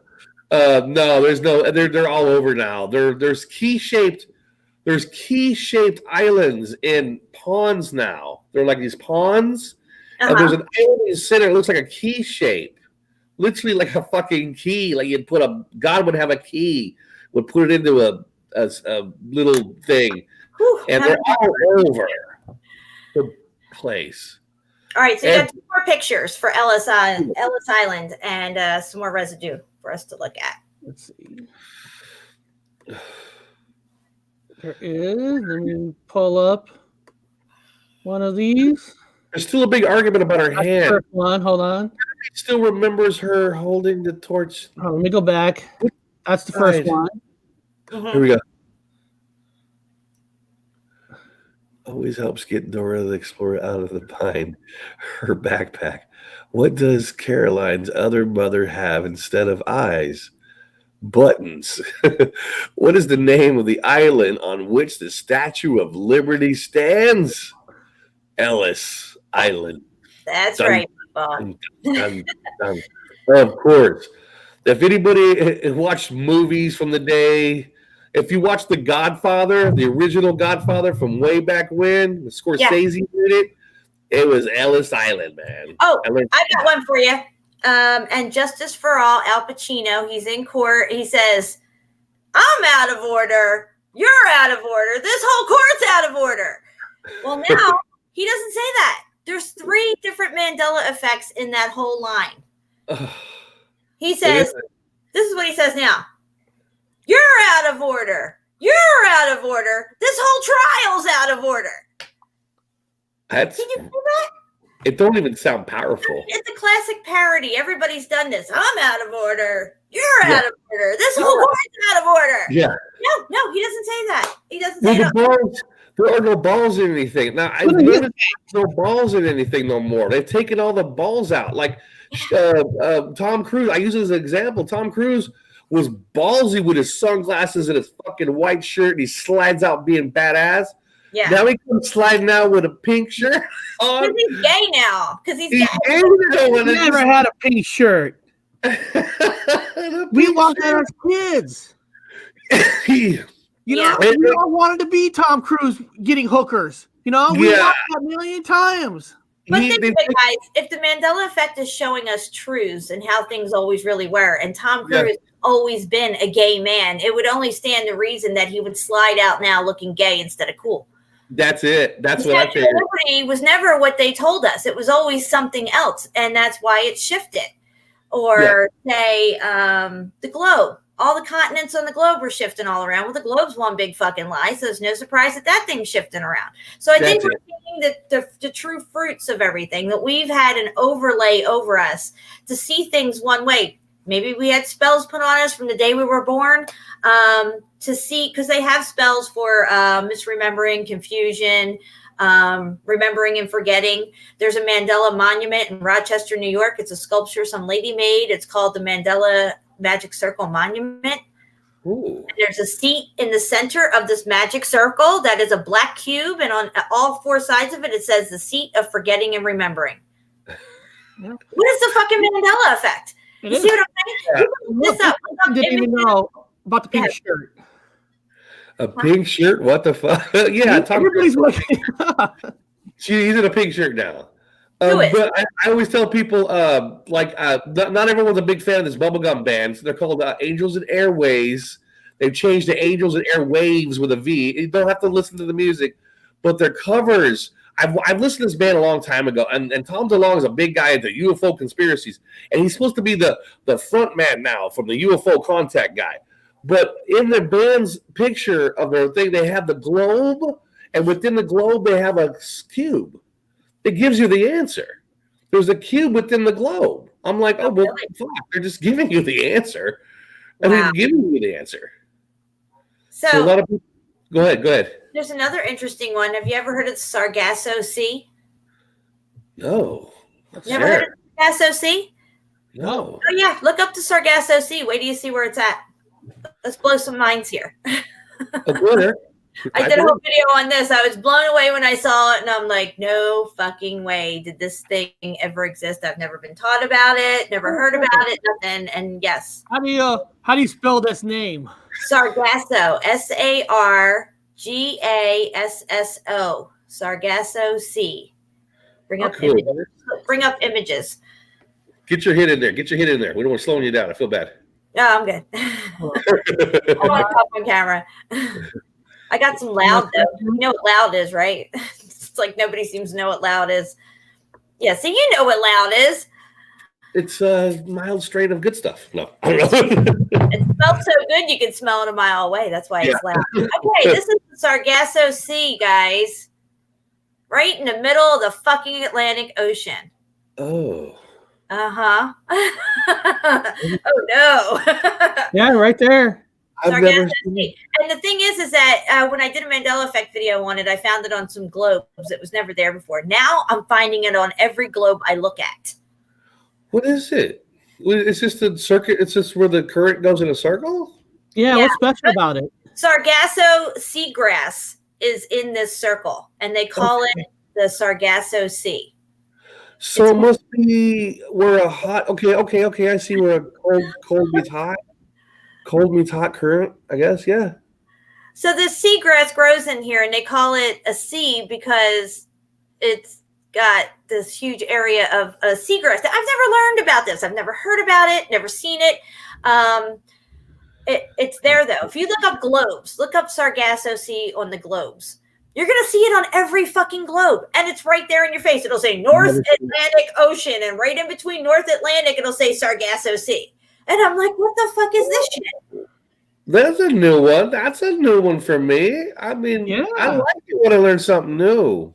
Yeah, it's crazy. I remember the old currents. It used to come down from the continent, the Arctic, down to the Arctic, down to the Atlantic. It would have these certain continental flows. Yeah, but when you look up the definition of what a sea is, this doesn't make sense. It doesn't even fall in line with the definition of a sea. No, there's just and there's 7 seas. You know, the seven seas. Well, where does this Sargasso Sea fit into all this? It's crazy. Never heard of the Sargasso Sea. Yeah. Sargasso Sea. Yeah. What the fuck, right? Wow. Where are we, man? Well, I'll copy and paste it anymore. Wow. Anybody wants to read about it? Yeah, we learn something every day. Yeah, I like this. This is a good one. I mean, they're all good. That's a hitter. That's a solid one. That's really because me out. And then it was like when I went back and I would go to Walmart, I'd go to Target, I'd always go to where their home goods section is and look at their globes and stuff because globes are an aesthetic. It's just like something like a knickknack or something. It has no value to your whatever. So anyway, I'm looking at all these globes. I even went to the library and looked at their globe. And let me tell you, their globe's all muffed up. There it is, Sargasso Sea. I'm like, what the fuck? This was never on the globe ever. It says that on the globe. It says it's on the globes. Look up globes, Sargasso Sea. When you guys talk, I'm gonna try to find a globe picture. I actually did a video on it and captured all these globes with it on there. And then if you go out to a store, say you're at like, you know, IKEA or wherever the fuck you buy globes at, I don't know, because I don't have a globe, I don't buy globes, but yeah, it's like bizarro. Where's mine at? Give me a second. Mine's a cool one though. Mine's for it's whatever I want to do globe. Oh, here we go. Let me go back over here for a second. See, can I zoom in? It's hard. That's one of the pictures I used in my video right there. Yeah, you'll have to zoom in or click the picture maybe. I don't know. You should be able to zoom in more. Let's see. It's real small, but it's there. I mean, it's right there between North Atlantic, right in the middle. Do I have it on the big one here? Let me. Yeah. Well, how come it's on mine? I got it as a full page. Yeah, not here. It won't pop up on StreamYard full. I'm looking at it full on my site, but it won't show up on StreamYard. That's weird. Oh, yeah, that is weird. That is. I'm going to pull up my video. I'll send you the video I did on it. We'll scroll through to where I have the pictures, and because it's really good, the pictures I have. And look with all those pennies.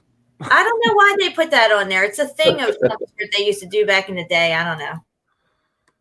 For distance, probably. Oh, hold on. I think I know why. Hold on. I think I know why. Let me go back to share. Chrome tab, because it put it on its own web page. There it is. It's bigger. Cool. So even though I got a bigger, you still can't. It's hard to zoom in. Well, the problem about looking at globes now, I've realized that we've been looking at them the wrong way. You got to look at it from the top down now. In a fixed position, kind of the way the flat earthers do it. You get better context now. I can't look at a round globe anymore. It don't make no sense. So I got to look at it flat now from a fixed position down. It's just I give up looking at it. Why is there pennies in the picture? Does it mean something? Probably for context. Probably definitely context. Distances, maybe. Smart to do that, maybe, and keep it on there and then see what changes. Count the amount of pennies you have on there. And if there's any geological changes or geography changes, you'll be able to tell with the pennies. That's actually kind of a smart idea. So you said you discovered this yourself, or did you learn that from somebody else? I think I lost her audio. Can you hear me, Bob? Oh, she's on. Sorry, I was muted. Oh, okay. I was listening to something. I think it was a documentary or something. They mentioned the Sargasso Sea, and I'm like, what? And they kept saying North Atlantic, and I'm like, what? No, I gotta look this up. And I'm like, what the fuck is this shit? Yeah, I'm looking. I find it everywhere, and I'm like, this was never here before. So if we were to have, or we had in the past, obviously now in this timeline, the Nazis made their way to New York. So they would be somewhere in the paperwork, somewhere that they had during the history that they had made the Sargasso Sea area, probably where all the submarines had made it to. So It should be documented now. I want to see how that goes out. So look at little documentations on that. Yeah, Mike Healy says South America still gets him. It's freaky. It curls up. Okay. I just finally emailed you a link. It seems like all the stuff I try to send out now to people is having issues. I couldn't even email Steve JMO a 30-second fucking video the other night. What did I say? The maps are done on purpose as an elite try to deceive us. Some globes don't even have Antarctica anymore. Oh yeah, no, none of them do. No, it's never even been there. Antarctica as an ice cap, you won't find any globes. Even if you go back to the 50s and the 60s when they first started really pumping out globes and stuff, there's no ice cap anymore. It's never been there. It's a Mandela effect. I still don't think the elites are doing anything. I think this is one big ass running program. Yeah, I think that, the cycle's ending and everything that was done in the dark, all the lies are coming to light. But to us, it's looking like, the Mandela effect when actually we're seeing things how they've always been. The overlay is coming off, the spells wearing off, and we're starting to see what they really are. Is that video you sent? You want me to play it? I want you to go to, I don't want you to have to watch the whole video because I'm talking through most of it. It's at the end where I put the pictures in. So if you go to 5 minutes and 32 seconds, and we'll start from there. Okay. Cool. Okay. Whoop. Let me get it there before our 5 minutes and 32 seconds. Yeah. There we go. 5:32. Let me go back to StreamYard and get it ready. Cool. Share. I like TV. Yes, I'm learning how to use StreamYard a lot better than I did before. Wow. You're doing great. I still can't screen share, but I don't have the monthly issue neither. I have the basic, so.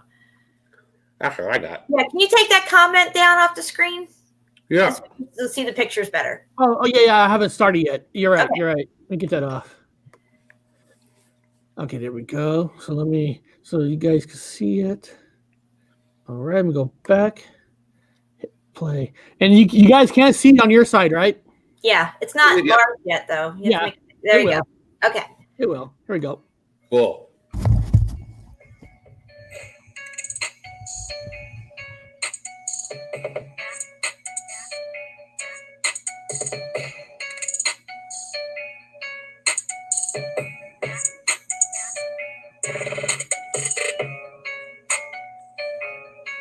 That's just a really old map I found with it on it. It's hard to see it, but it's there in the center.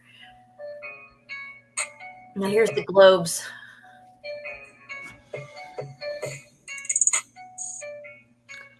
Groovy music. Thank you. Sargasso Sea. Right next to Bermuda. Never was there before. I'm sorry. Never. I've never seen that before. I love this globe. This is one of my favorite globes because I like marine life. And yeah, look at this. Right off of Florida. Right in the Bermuda Triangle. Sargass. There's the globe with the pennies on it that we were just looking at. And there's Sargasso Sea. Sargasso. Mm-hmm. Sargasso. Just gonna say that all day. Sargasso. Asshole. See. We're headed up to the asshole sea, man. At the old Sargasso Sea. You got a sore asshole. You got Sargasso. Sore asshole sea. That's fucking hilarious if you think about it. Look at it, North Atlantic. It's right in there. North Atlantic, Sargasso. I mean, it's like really. Are you fucking? It is kind of an ass word. It's like how the Bible changes always have those cool things, like bear shit on the moon. Bear shit, bear sheet, bear shite, bear shit. Now you got Sargasso. You fucking Sargasso. You fucking Sargasso. Oh, now we got a new word. Thank you. Now, see, there's a map with it, and this is an old map with it on there up top. I was trying to find older maps and stuff, but yeah, I just made a quick video about it in my car. I was just blown away, and then I showed people the pictures that I came up with. Yeah. Sargasso. I like Sargasso. Shut up, asshole. That was awesome. Names that keep coming up. I can't stop with the Bible changes that make me. I'm sorry, man. I hate Christians. Don't get mad at me, guys. I laugh though. It's funny. You're like, that's so Sargasso.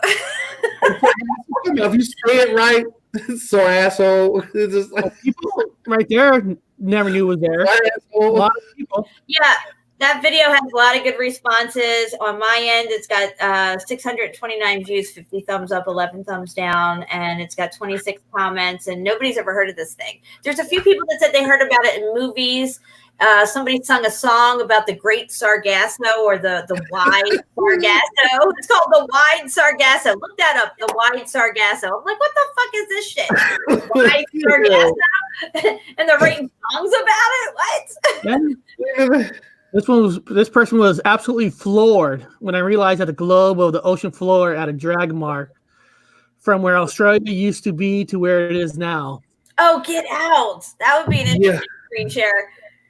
Yeah, I don't know, man, because those were told to be. We were told there were satellite pics, but there ain't no satellite. So did a blimp take those pictures to kind of zoom in on it to show them certain marks on a globe or a map? Now I don't know how they get these marks.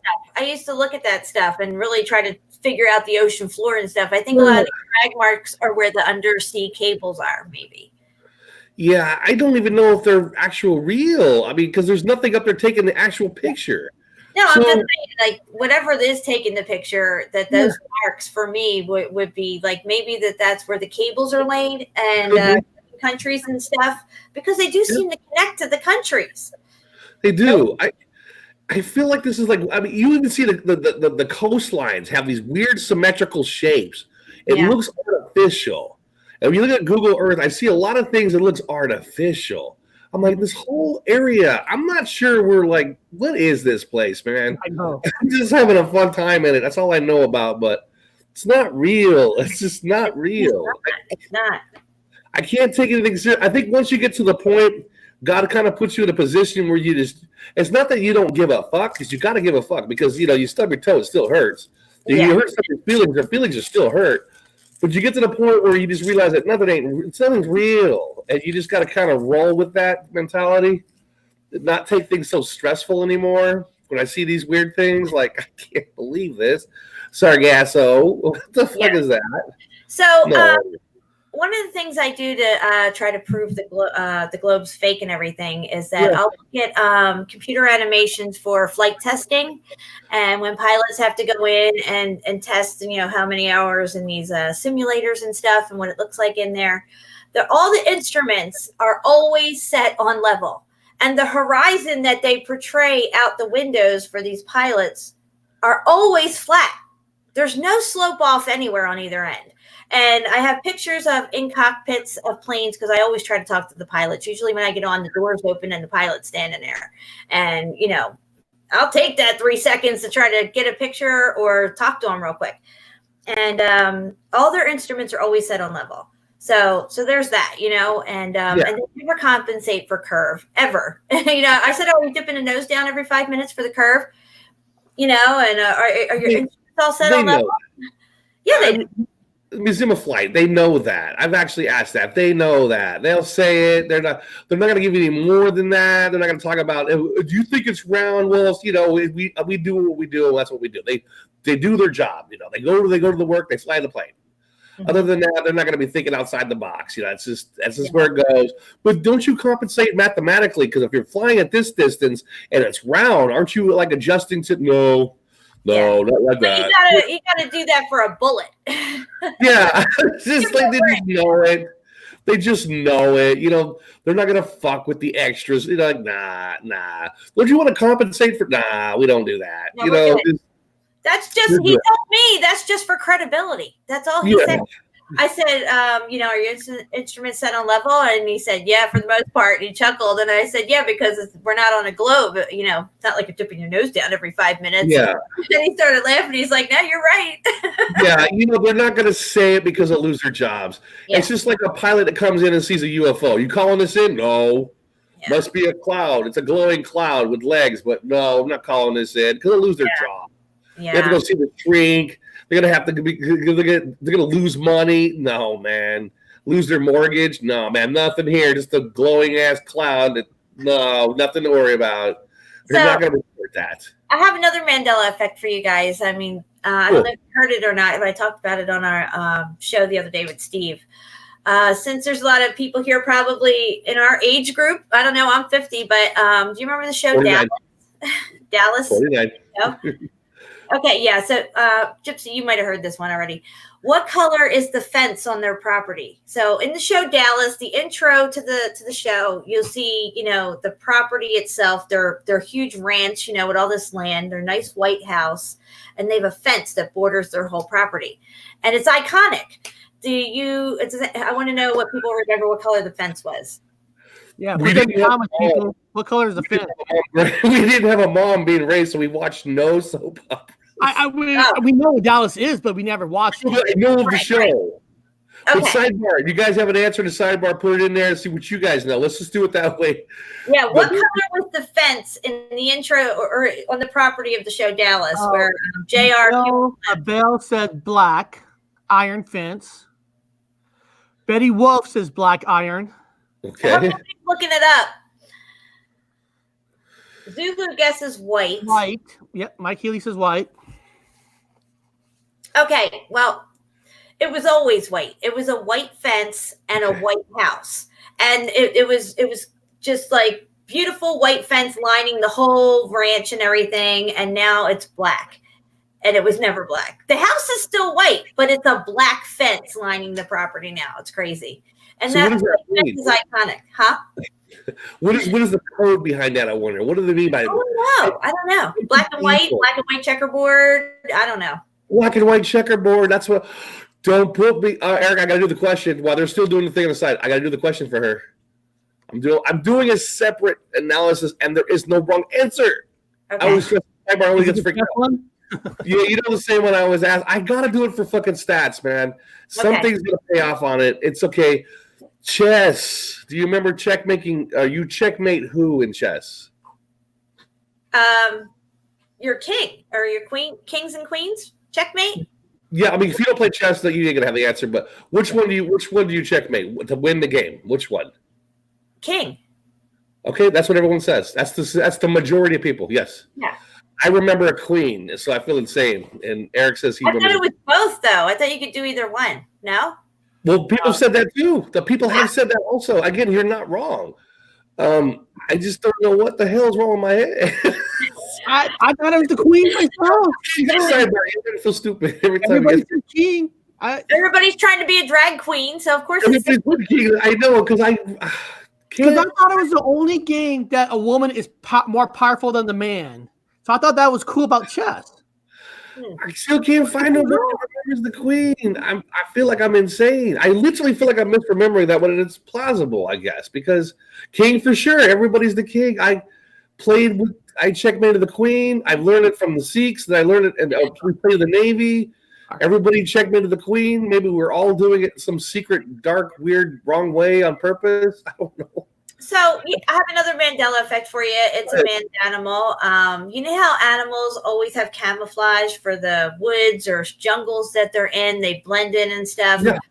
Well, I came across when I was looking at pink lakes, because there's a lot of pink lakes in Australia. We'll have to look at that in a second. Cobalt blue tarantulas. Never. Blue tarantulas. Now, where the fuck is a blue tarantula gonna hide at in the fucking jungle or in the woods? Blue? What's Blue. that? What the fuck is blue in the jungle? It's no joke. It's real. Now, Flat Corey said, Bob, no, the king, but the queen is the most powerful piece, though. I know I've heard that. But I used to checkmate the queen to win the game. I played chess. So I've learned it wrong. Okay, I don't know what else to say because I can't. The rules have changed. That's all. It's just the rules have I'm changed. doing stats on it, and majority of people remember. Not the majority. I'd say, well, yeah, 99.9% is the king. So I could debunk myself. I got to debunk my own head. Are freaking out too. Wow, blue Tarantulas. Yeah, they're not just a little blue. They're fucking blue. They're cobalt blue. Is there pictures of this online? Yeah, go to images. I did a video on it a while back. Probably looks like my poncho.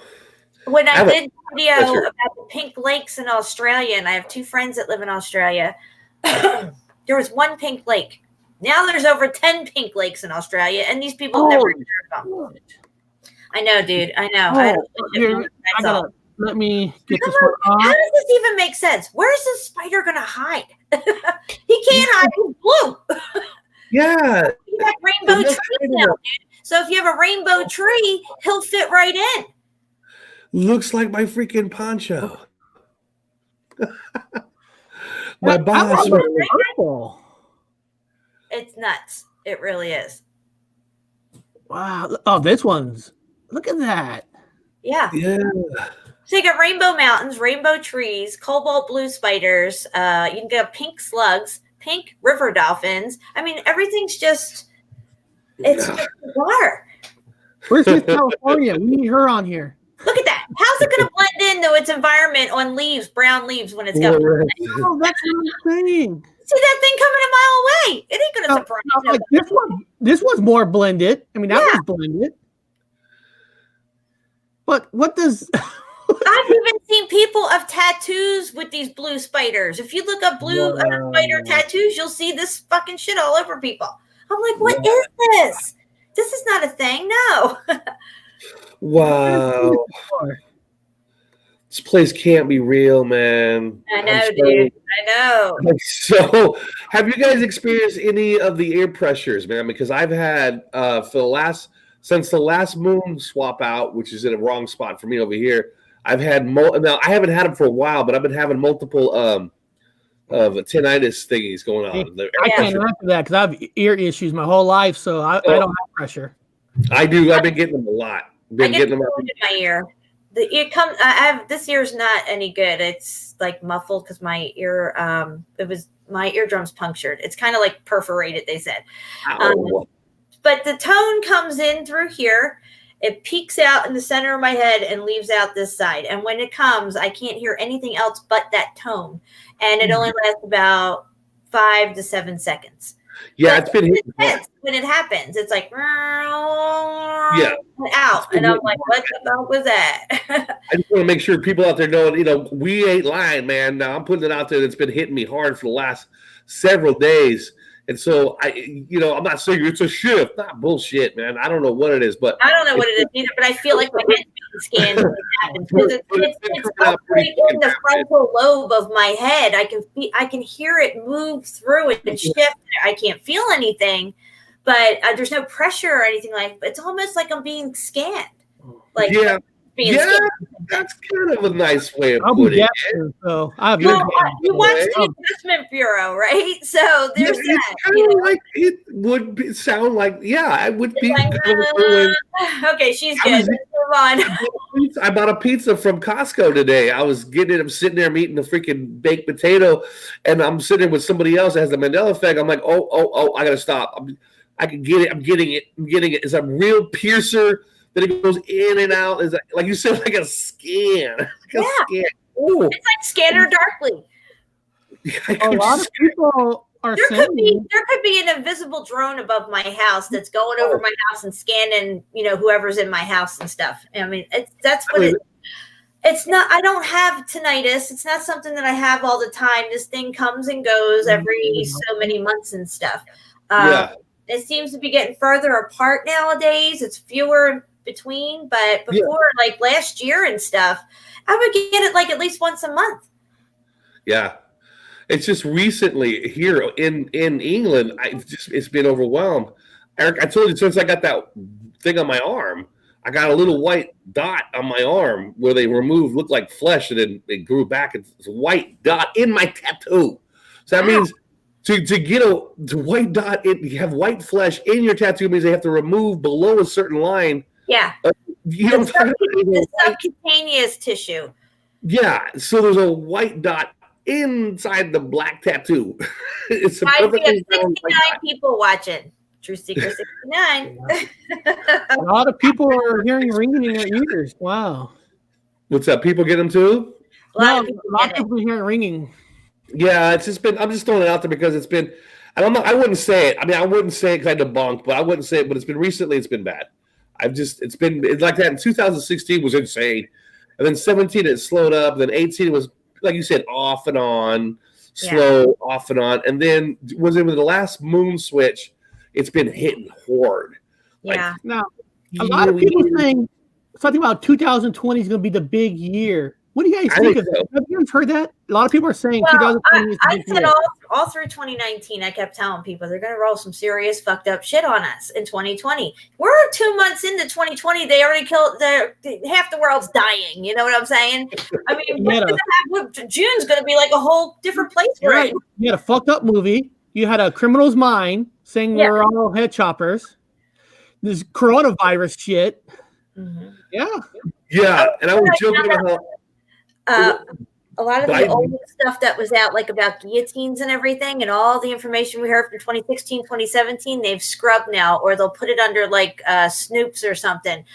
Oh, did the U.S. military actually buy guillotines? 30,000 guillotines? And then it'll say like Snopes, and then it'll be like false. This is fake news, blah, blah, blah, blah, blah. But there was all kinds of shit that was out. It's like everything that we were looking into with all these conspiracies and everything and all these stories and all this stuff, it's like now it's all labeled fake. Yeah.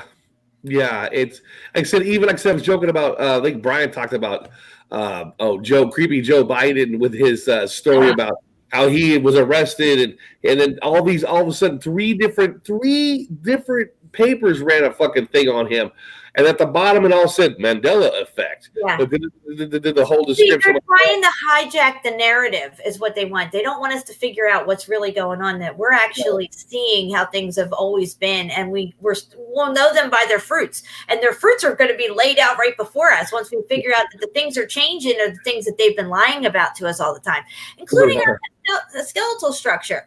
I've never peeled skin off of a person and examined the skeletal structure. I went to medical school. They presented a skeleton to me, and it's their FDA approved whatever skeleton. So I can't really say for sure if what they're teaching us as far as where things are positioned in our body and stuff, or why they would even lie about it. But there's got to be something to this if there's other things are changing because they're lies, like the globe or the Bible. I'm not saying the Bible is a lie. I'm saying that they've added to and taken away from that thing. King James, I mean, come on. He's in the bloodline and stuff. You think they're going to just hand it? Fuck with all this shit over here. Lie to us about everything and then say, okay, well, here you go. Here's your King James Bible. It's all good. Okay, take it. No, they're going to leave a shit ton of stuff out. They're going to add shit in there. And now we're seeing the Bible shifting. And that's I think that's a way of letting us know, hey, this thing isn't all that you think it is. Maybe you need to start looking into some other stuff or something. I like it because it's Americanized. People that I'm in England now. I piss off a lot of English when I say this, but it is straight up Americanized, man. It is Americanized book. It's got American slang. It's got corn. Yeah, get your stuff and get out. Don't get your possessions. You have no possessions. Get your stuff, get your couch, and get the fuck out. It's American book now. It's got American Take your wine glasses with you. Yeah, it's got glasses like beer. Like it reminds me of beer. Yeah. It's got glasses, couches, mufflers. They got girdles and mufflers. They're having a party in the Bible now. It's got the corn itself was only grown in South America. It was in archaeology, we learned all about corn, maize, and how it was domesticated in South America, and how the procedure took years to do to get the modern day what they call corn now. There's thousands of different strains of corn, but there was nothing in the Middle East. They have Jesus depicted as being hung on a tree now. I have pictures of that. I did videos on that. When they refer to taking Jesus down from the cross and putting him in his tomb, they say in King James now, they took it down from the cross and put it in the tomb. So now they're referring to Jesus as an it. Like, you know. Damn, man.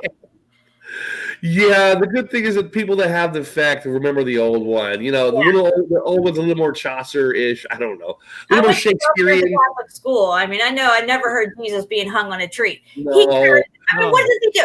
Does he lug a tree up this hill now? And then they put the tree and then they stick him on a tree? What the fuck? There's no tree. In America, they hung people. Now we were this is archaeology, anthropology. Overseas, guillotine. Overseas, this over there. Americans were big on in the day hangings. Hangings were the thing in America. All of a sudden, he's being hung. All of a sudden, there's corn. All of this, there's all this American slang within the book. I mean, I'm reading it. Nursing fathers, they have it in there in the Bible now that instead of it nursing from the mother's breast, it's like a nursing father. Fathers can't nurse. No. What the fuck is that shit? No. Oh, they're queering the Bible now in Bible colleges. Queering the Bible, transgender, Jesus. You can look all this up for yourself, guys. It's out there. It's real. It's being taught as a curriculum. Yeah, I'll stick with the paganism. I like Odin, and I'll stick with the All-Father. These depictions that they have out of Jesus on a cross.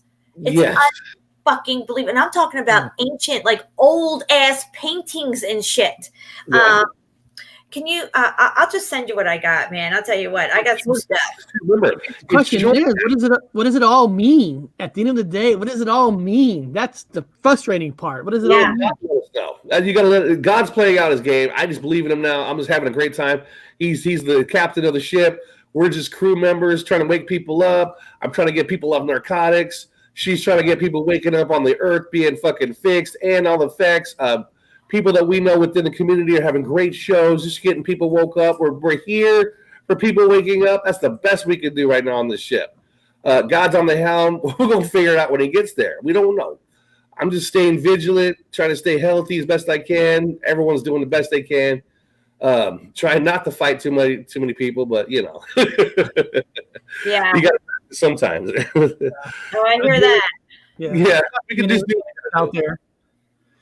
But you know, it is cool getting the information out. I mean, you know, last Friday we had the Matrix Unveiled on, and just listening to a 20-year-old kid have perspective, open mind, and even saying himself that NASA is bullshit. I mean, seeing young people. I mean, that was wonderful. NASA's ridiculous.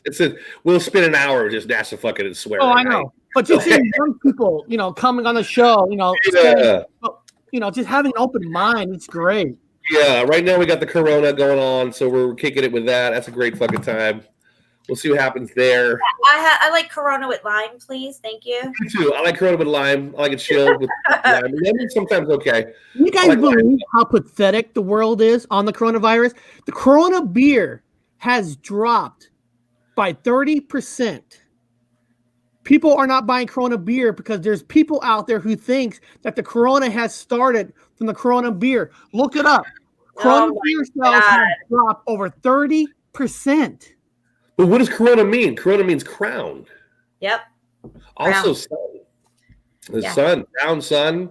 So it all goes back to the old biblical stuff. It's all biblical, man. This is God's fucking game. So we're just in it. We're happy. I'm just happy to be awake in it. I mean, just guys be happy we're awake. I'm hoping Corona beer will be on sale because nobody's buying it. I can't find it over here. I think some places might have Corona. I miss Corona. I like Tecate. I like Tecate and Corona. I like Tecate better though. The Corona's good. We got great Baja sweatshirts. Hey, this guy agrees with me. Corona beer sells coming soon. Man, I'm gonna find the shit out of them. I'll buy that shit. I love Corona shit. I like Corona a lot. Nice and cold. Nice and cold it's got to be. You all know that Corona, thinks that Corona came from the beer. I mean, are you really that stupid? Is that fear really going that far? Well, you think of Corona, man. Everybody that's any person who drinks Corona, they drink it at the beach. I can't hate Corona, man. It brings my karma up because when I see Corona, I think about those beach days at Pismo, man, chilling at Pismo, fucking surfing, and having a big ass case of Corona on ice with lime. Yeah, I can't hate it. So what God did was he put a fucking name, or he inspired someone to call it Corona. So for those of us awake, we would be happy about it. Going, I can't hate you because you reminded me of a good time on the beach. So it's a positive thing. Looks like Jennifer's got. Is that a picture or is that a video? Oh, some pictures. They're pictures. Okay, let me go back to StreamYard. Is it Spuds McKenzie? Huh? Is it Spuds McKenzie? The dog? No, I'm sorry. I don't have Spuds. Spuds McKenzie? I think I hope I didn't really. Oh, shoot. Look at wow. That. Oh, that's a tattoo waiting to happen. Yeah. How about that? Wow. I got more. I got a lot more. I like that, by the way. It's so bizarre, dude, though. It's not, no. I like that. It's more pagan than Christian. I like it. It's got a paganish kind of thing to it. And then you got the Christmas tree, of course, that whole thing. What does it say in the Bible right now that he's on? It says that there's ones that say he was crucified on the cross, but then there's one phrase, I forget what section it's in and stuff, but it's in there in the Bible, Jesus being hung on a tree. And there's a song out by Casting Crowns. Yeah, there you go. Look at that. There's a band called Casting Crowns, and they have a song called Glorious Day.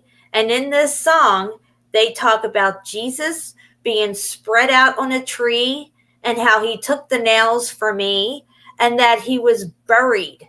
Now, there's a clear, distinct difference between being put in a tomb and being buried. But in this song, they talk about him being nailed to a tree, hung on a tree, and buried. And these are supposed to be some awesome Christian group and stuff. And I'm like, well, they can't be that fucking great. They got two major things wrong here. Yeah. So that was a little disturbing to me. I did a video on that too. Well, there's two different religions involved because in Judaism, they entomb them. They put them in there first, and they have a whole procedure for that. Right.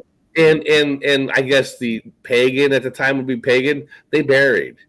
So you have two different. But he's never buried in my reality. No, 3 days. He stayed in a tomb for 3 days, and then he rose. He never got buried anywhere.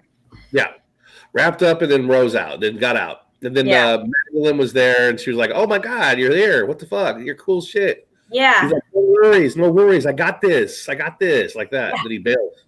Yeah. Become a spirit. Yeah. No, Jesus was cool as fuck. And, even the apostles were like, dude, how the fuck are you doing all this shit? How are you walking on water? How are you healing the sick, feeding people with 2 loaves and a fish? And he said, look, everything I can do, you can do. Let thy mind side be single, your body will be full of light. And when you're a light body, you can walk on water. You can heal the sick. You can heal yourself. None of their bullshit's going to work on you. So what are you going to do? You're going to stay all stupefied over here and being their slaves, or, you're going to get right. Kind of right now. He was here to show us how to live and how to overcome all this stuff. I want that power to change water into wine. I want that power. Exactly. Yeah. This is what I'm saying. This is not some alchemical stuff and everything. When you have these, the power of intent, and you can use that, and you know what it's all about. And it's not this new agey stuff. This is the stuff that they left out of the Bible, so we didn't get the full message. If you look at the Lost Book of Thomas and the Hidden Teachings of Jesus, you'll find that that's where the rest of the message is. That you can't make an informed decision or anything if you don't have the correct information, and they left a hell of a lot of shit out. And now look. If Jesus was on this earth for 33 years and he only really started talking the last 3-4 years of his life, wouldn't you want to know every fucking word that man had to say? Who the hell are we to edit anything that the Son of God says? Put that shit in the Bible. Yeah, it's interesting. He disappears at 13, and then he reappears at 33. And so he got in between years. And in this place, now in archaeology, in this place, they have stories of him going to Asia, all over the place. They've never had them stories back home. It's the crown of thorns thing all over again. Like, he was where? There's a shrine for him in Japan? When the fuck did he go to Japan? He was where? He was here. This dude roamed everywhere. I'm like, what? So I just sent 2 more pictures. One of is him hung in a tree, and the other one is him sitting in a tree. Now he's sitting in a tree alive with his other apostles sitting in a tree around him, and I guess they're talking. Pagan. It's really strange when you start looking up these pictures and stuff. It's bizarre. Pretty soon he'll be wearing Mountaineer. Wow. Yeah. Wow. You can see him right there. Does he have a Mountaineer necklace? No. What is that? Wow. Yeah, weird, right? No, but the other picture is him sitting in a tree, preaching. Okay. Where is it? It's like, okay, I'm going to die in this tree. I might as well hang out for a while before I die. Like, what? Make a tree house? I'm still freaked out. They blindfolded him. They actually put a blindfold on him when they were beating him up. What are you talking about, blind? Yeah, he was blindfolded now when they beat him up. Get the fuck out of here! I don't remember that.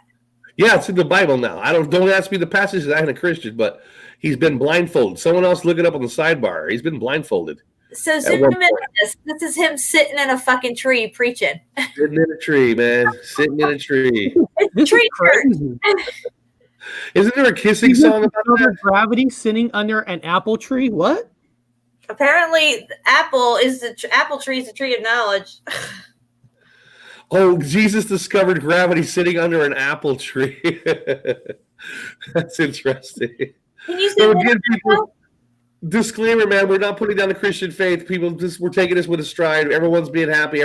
We all have the same God. So it's just nobody get upset out there if we're poking fun with people, with everybody as these changes go about, because we did not have these things in our old Bible. Yeah.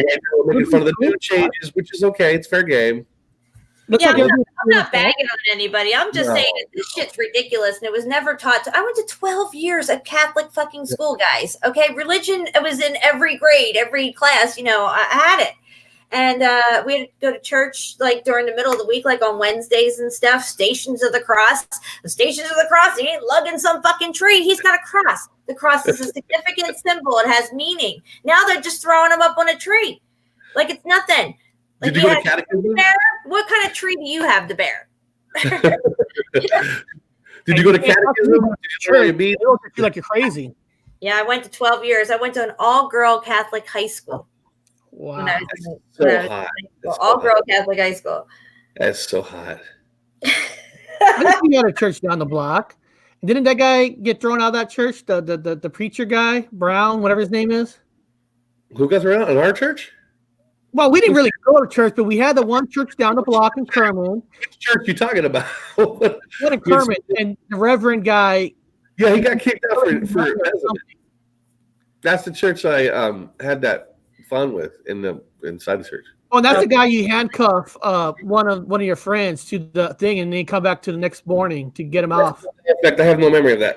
What is going on in your church, dude? I have no memory of that. No memory of that. Oh God, you handcuffed him, and then you didn't come back in the morning. You left him there all night. I don't remember that. I don't have that memory. Damn, I swear to God, I don't have that memory. And I remember. I go, hey, you guys gonna let him out? No, we gotta finish our beer first. I don't have that memory of handcuffing anybody in a church. But I'm not saying I did. Maybe this avatar did. I guess I did. I don't know. I just don't have the memory of it. I don't have that. So check this out. You want to hear something strange? It's a personal Mandela effect. I've been married to my husband for 14 years, and I've always known that his brother went to computer school. He's a computer whiz. He knows things about computers that the average person just does not know. He takes remote control of our computer here from Ohio, and he will fix our computer and do all this stuff. It was a couple years back, me and him are talking, and he's telling me about another lame job that his brother has. And I'm like, I just don't understand. And I've said this over the years numerous times. If he went to school for fucking computers, and he's so good at it, why is he not working in the computer field? So just recently, a couple years back, maybe like 2 years ago, we're in the car, and he tells me he's like delivering newspapers now at night somewhere. And I'm like, what? Like, why is he not fucking working with computers? He's so good at this shit. And my husband says to me, what are you talking about? He never went to school for computers. I'm like, what? And he says, I'm like, what the fuck did he go to school for? And he says, get this, psychology. Oh, that's a 180. That's I turn and I'm looking at him. I'm like, who the fuck are you right now? Like, I mean, first off, computer school and psychology is completely different, like the far end of the spectrum with either one. And he's never had a job in psychology. I can tell you that. He would never even be a psych. He's just, no. Yeah, I call that a spam sandwich situation. I was at work when I first woke up in 2016, and I couldn't eat food, and I always had a breakfast spam sandwich breakfast at that cool ass burger place like we talked about. That one, what it was called, that one down behind the Museum of Flight. Yeah. Oh yeah. Burger Man. Yeah. My buddy from Oregon hates spam. He thinks it's disgusting as fuck. Get away! Don't eat next to me. Like so I can't eat the spam sandwich because I just woke up. My stomach's all fucked up. I can't figure shit out. But he's like, come on, man, take a bite of mine. I'm like, take a bite of yours. What? He got a spam sandwich. Dude. I said, "Since you eat spam sandwiches, man. What the fuck are you talking about? Where you?" I was like, blah, blah, blah, blah. I gave me a scenario where he just took a bite off mine and figured it was good. He'd buy one, and ever since then, he's been in love with it. Dude. No way, man. You fucking sat away from me when I ate the spam sandwich. You did not ever want spam sandwiches, ever, man. He just fucking couldn't stop eating spam sandwiches. Bullshit. You did not eat spam sandwiches. I had a gas station show up out of nowhere. I go to pay my rent a certain way. I always go past there and stuff. And one day they just got rid of the hotel, this little crappy motel that was there. They demolished it. It's an open space. But I always knew that across from that was another open space with some like cars, random cars parked there, like an old car lot of some sort or something. Well, I'm at the light, ready to go over the train tracks to go to this other part where I got to go pay my rent. And I look up, I'm like, where the fuck does this gas station come from? I'm like looking at it, and I'm looking at the person behind me beeping at me to go. So I decide, okay, I'm gonna turn in here and see what the fuck is going on and it's all worn, looking like it's been there for a while. I go in and ask the people, say, how long has this gas station been here? They're like, oh, like 10 years. I'm like, are you fucking kidding me? And they're like, no. And of course, I'm in Alabama, so they don't like it when you drop F-bombs. They're looking at you like, no, and you need to go home and play right now. I had some lady tell me to go home and get on my knees. I'm like, what the fuck did you just tell me to do? My husband's like, I don't got bail money. Like, the station has showed up out of nowhere. Yeah, it's like that pot shop, Eric. Remember when I went home, you and Cicely wanted to go to that pot shop? Said Mike always shopped there in that pot shop across the street from Fred Meyer. That pot shop across the street, that big one, we went in that pot shop. It's the big ass pot shop. I know which one you're talking about. I just don't remember the one. That's a Mandela. We all went in there, and I was like, what large pot shop? I drive that way home from work. I would stop at that one. It's a big ass shop. I wouldn't have to worry about the small shop down the road from where I live. That big ass. I go, how long has it been there? And you and sister are like, oh, it's been there for a fucking long time. I go, what? It's this pot shop. There has been no pot shop here. It's a big ass pot shop. You just went across. You said Meyer. Pirate says, and by the way, Pirate, I love that intro you made me. Thank you so much. But Pirate says, one day we'll all realize that we're actually robots in a fake reality. Has anybody seen the movie or the show Westworld? When that was Westworld, dude, I think a lot of the NPCs maybe a Westworld style kind of scenario going on here. Because I can tell you one thing: the graveyards do not add up to the population. Oh, you haven't seen that video on fucking France? No graveyard's been going up anywhere anytime recent. Yeah, you haven't seen my fucking I have a show. I went to France. I went to the undergrounds. So I went to the underground tombs, all the skeletons. Oh my god! It says 7 million down there. 7 million. Where did they come from? Who are they? You know what I'm saying? 7 million people. There's 7 million guys right now above ground. Yeah, this go up. There are fucking. Oh god! I made a video. I proved it. I've showed. You did? Yeah, I saw the video. It's just filled with skeletons. I said, where did all these people come from, man? Yes, they're actually speculating it could be 10 million bones. They're all skulls and long bones. There's no other bones but skulls and long bones down there. And you got the Skull and Bone Society too. And they let you touch it. That's weird. They let you touch the bones. You're not supposed to, but I'm archaeologist. Right there. They're everywhere. And all the cool, cerebellums in the back, but their cerebellums were real small compared to ours. They're real big right now. And I was looking at the front, but it's the fact that there's so many bones. They go all the way back for I gotta be half a mile, man. I'm just they got miles and miles of it.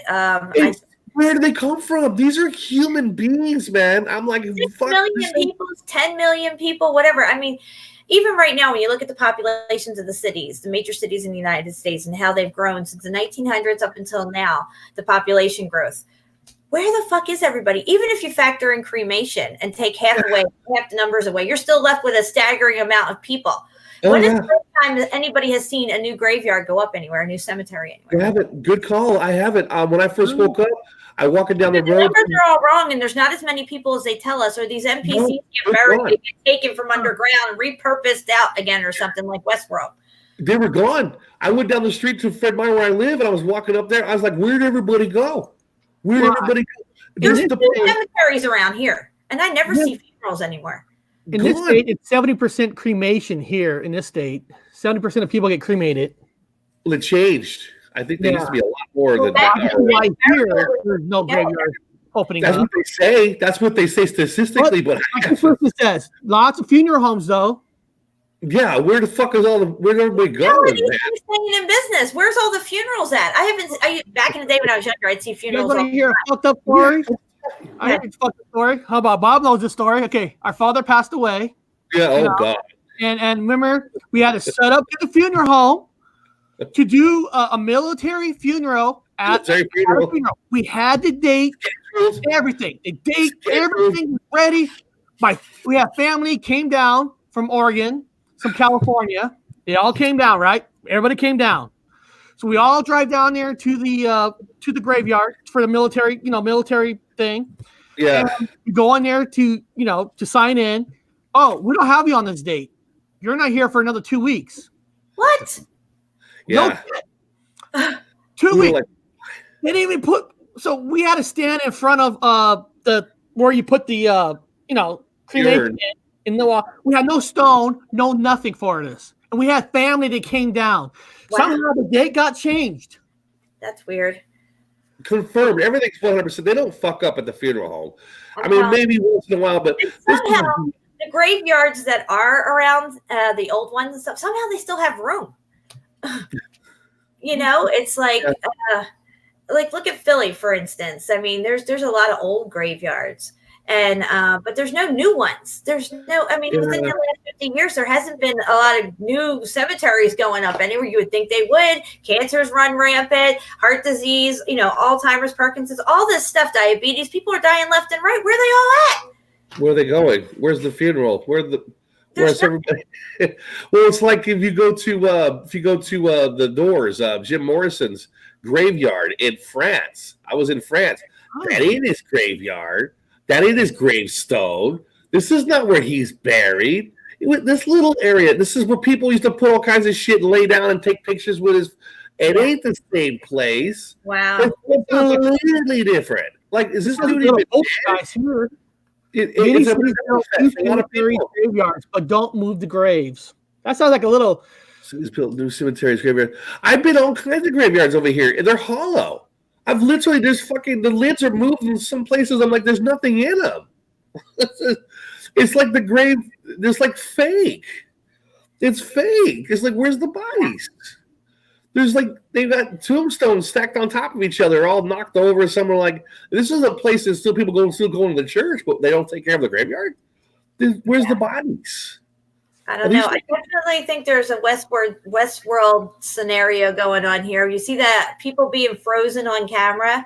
Everybody was doing videos about frozen people and stuff, and they'd be like, and stuck for like minutes on end, stuck like that. Well, not only are they frozen people, but they're not breathing. There's no inhale, exhale going on, and there's stuckness. You know what I mean? Shaquille O'Neal froze on camera like for a solid 2 minutes while the commentators are talking right next to him. He didn't blink, he didn't move, and he sure as hell didn't breathe. What doesn't need air? A robot. I know. Germany, you actually got to pay a church tax yearly and reserve your grave well in advance to be allowed to be buried in a graveyard. What the fuck? Is that true?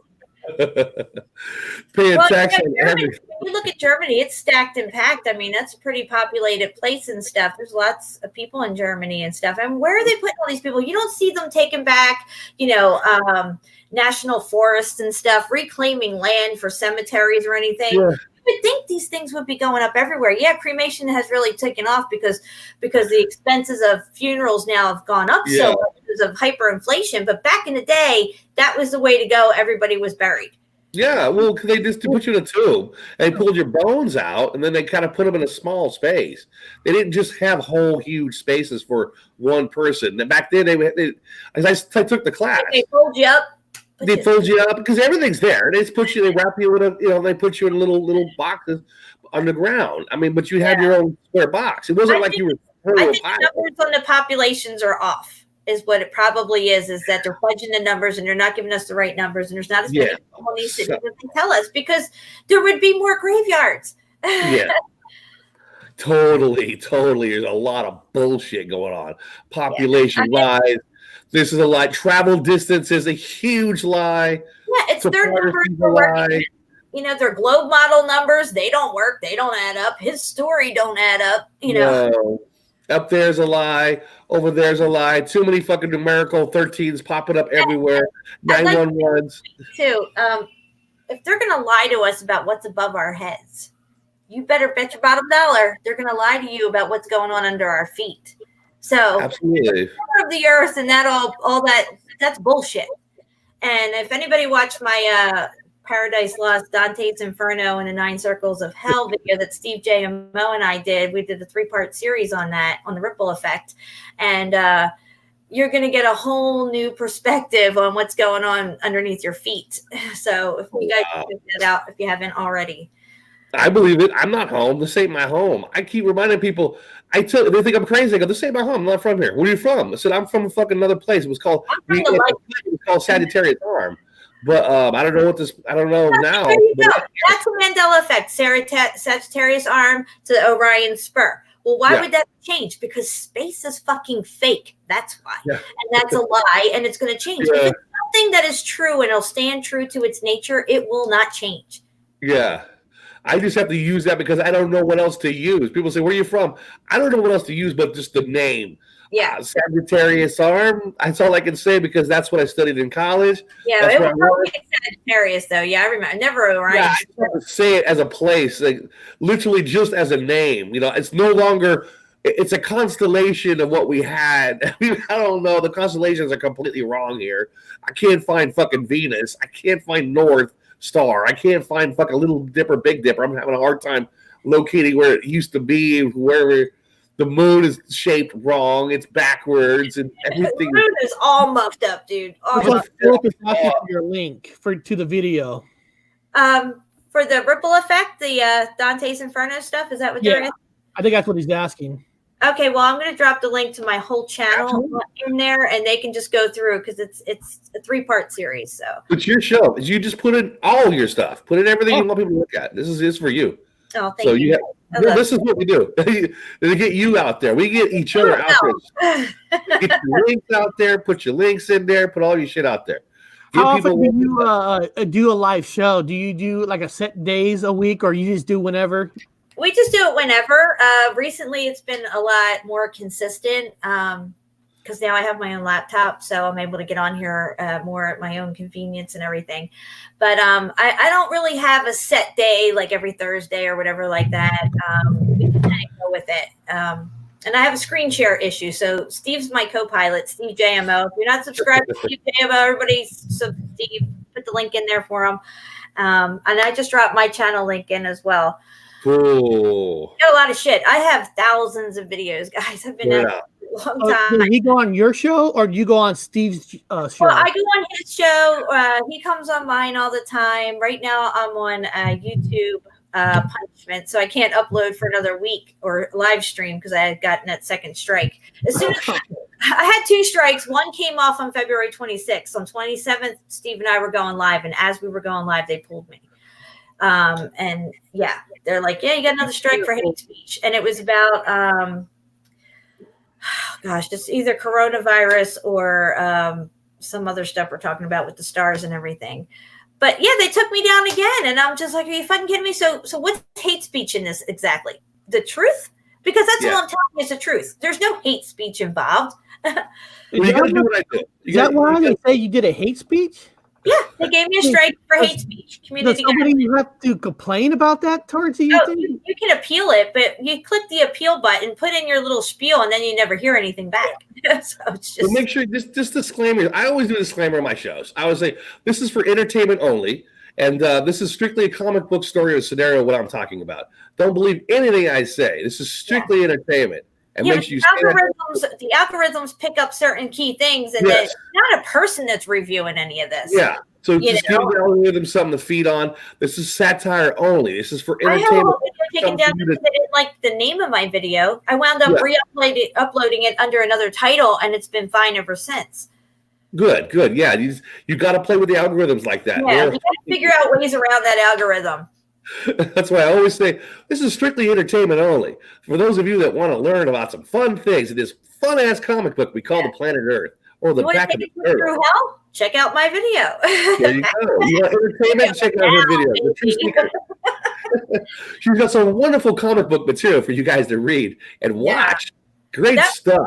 Only entertainment. Really it was really fun doing that Paradise Lost and Dante's Inferno. It was a lot of fun doing that. It was scary, but how it gives you a better idea of how things might actually be, and maybe that you might check yourself. Because you're going to reap what you sow. So if you're sowing discord and all this other stuff, you're going to get more of that in the afterlife. And there's a special place for people like that. I always warn people with the Mandela Effect, people with whatever effect they have, the wake people. I warn people, even though you're awake, it doesn't matter, because whatever you do, it's going to come back and haunt you. Even if you're awake, it's going to come back around. So it's like, don't lie. Try to be honest. If you actually believe something's true, then say it is truth. Don't lie. Don't have any other idea behind it. Like, I'm just doing this to misinform, to this, to do. Be honest, because it comes around for you, this place. Oh, yeah. I see people get kicked in the ass for just fucking around. They're being dishonest. They got to the point where I'm going to get some more subs. They want to be a little bit dishonest and get some, and it kicks them in the ass. It's like, don't do that. Don't do that. Not now. You don't lie during the apocalypse. I think we'll all be fully awake when we wake up from this reality and we're somewhere else. And it'll be like, that was a really bad dream. What the fuck? What happened to everything? I want my yellow sun. I'll take whatever they give, but if God could bring back that yellow sun that where it used to look, I would like that. Whatever was up there, the old stuff would be kind of cool. I'm down for whatever, as long as I have a meal, a nice house over my head, or whatever's going on, a nice place to go camping. Yeah. But, I would like a little bit of the old stuff and get it back. That'd be kind of cool. I'm a little homesick sometimes. I miss that old sun. Yeah. I lay out and get a tan in the summertime. I don't lay out like constantly. It takes me a couple of times because I'm Italian. I get nice and tan. This past summer, forget it. It was so putrid hot. Couldn't even lay out there for 5 minutes. And when you did, were you able to sit out there for a little bit? 5 minutes, you're getting burnt. You're running in the house, and then I have prickly heat all over my skin. I'm like, look at this. I have a fucking rash. Like, what's wrong? It's a radiation shit. I don't know. To the sun now? I'm allergic to the sun. What the fuck? I'm Italian. I live out all the time, and I can't even get a tan now. It's a heat lamp, man. It feels like something you have at McDonald's. Like you put a fucking hamburger to keep it warm for the next person. That's what that is, a fucking heat lamp. I'm like, that ain't fun. Friends don't let friends eat McShit. Parents don't let their children eat McShit. But that's not a goddamn sun, man. That's a heat lamp. It's just, you can't. I'm going to stand in front of all my peers at the Museum of Flight. They're going to give me all this lecture about the sun. I'm like, that is not the sun that I remember. That is a heat lamp. And when you see it in photographs, it's shaped like a hexagon now. It's got that hexagonal shape to it. Yeah, it does. With my sunglasses. Before, here with sunglasses, you're at the beach. I used to surf. The sun's right there. You turn just this way. Man, you can't look any direction towards the sun. You can't look even remotely to the direction. Now you can look almost at it. Oh, a cloud's coming. I can really get a good look at it now. And it goes away. Oh, a little bit of a sting, but I can see it. It's like there's that ain't the sun. That thing in your eye when you looked at it too much, like as if a flash went off. You see that dot everywhere and stuff like that. And my eyes would water really bad. Like I always go outside without blind.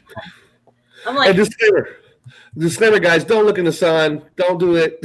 We're talking about it. Michael Healy says, I honestly saw a small yellow ball near the sun this sundown. I've heard that. I've heard that from more than one person. I've heard that from other people that I trust 100%. It's talked about seeing another spot next to the sun. There's it's a binary. It's a binary star. I don't know what the fuck that is, but there is something next to that fucking heat lamp. I don't know. I don't know what it is. Is it something watching? Is it the all-seeing eye? Is that what that is next to that heat lamp? I don't know. I don't know. It's a simulator. It's probably part of the simulator because it's like a 3-part thing that they use up there. I'm still trying to figure that whole thing out, but definitely some sort of an overlay for sure. And I think the moon. that refresh, the lunar wave thing, the refreshing thing that it's doing, that's some sort of a computer holographic overlay of whatever that thing actually really looks like, or what. Yeah, there's like a ripple that goes up the moon. Yeah. Got a picture of it. I know it's not a fake because I've got a telescope. That's why I'm not bullshitting people.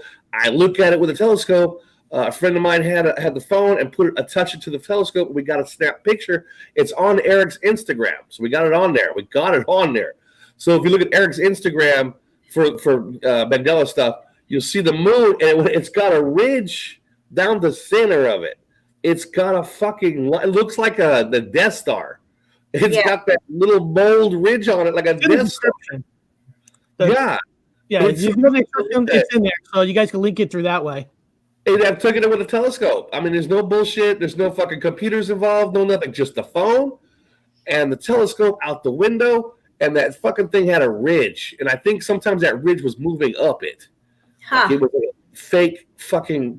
Come on, man. Look, this could be blue beam. You know, we don't know what they're projecting up in the sky. I mean, how long have they had this technology? How far ahead are they than us? Are they 100 years, 1,000 years more advanced? Have they dug up some old technology from the last reset and hoarding it for themselves and using this stuff?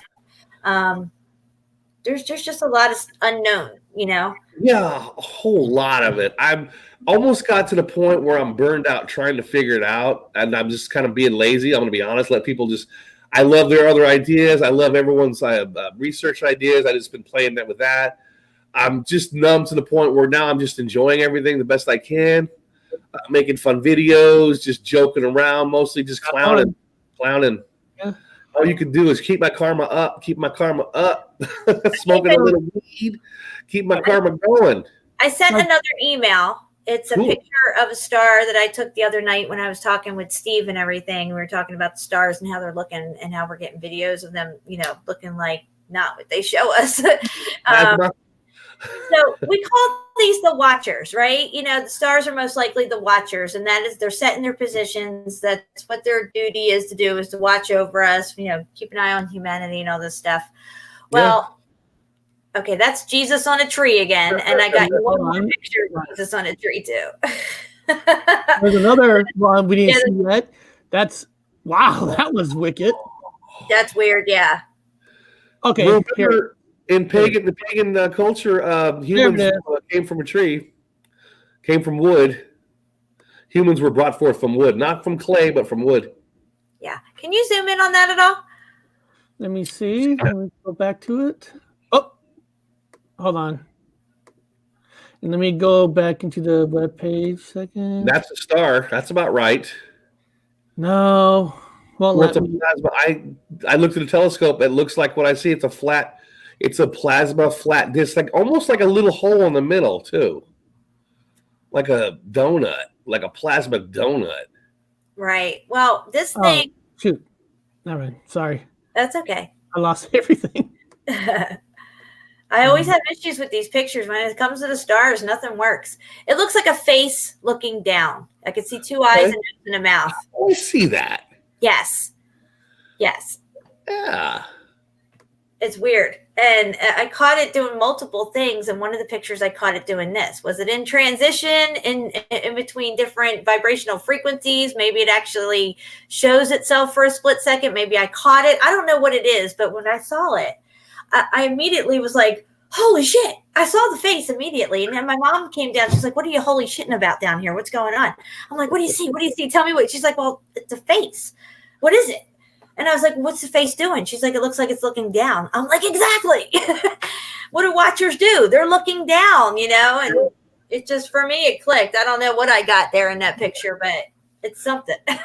Yeah, I mean, I looked at telescopes my whole life. That's why I like aeronautical stuff. I worked at the Aeronautical Museum, Space Museum, and now I look up and there's nothing that ain't what I used to look at, man. I see a flat plasma looking like a circle, plasmally misshapen. It's got like a little donut hole in the middle. Like you said, sometimes it looks like it would form like a face or two eyes, or it could form because it's not consistently with the round. It does a weird. It morphs into all different things. It's crazy. Yeah, it does a weird fizzy thing. So, what is this? What is this? One of the videos showed one of the videos that show what the stars really look like, one of those videos, in that they slow it down and then they show cymatics along with it and how cymatics looks with the frequency going through stuff. And it's like really crazy. There you go. There's your face. It's two creepy. eyes. It creeps me out looking at this thing.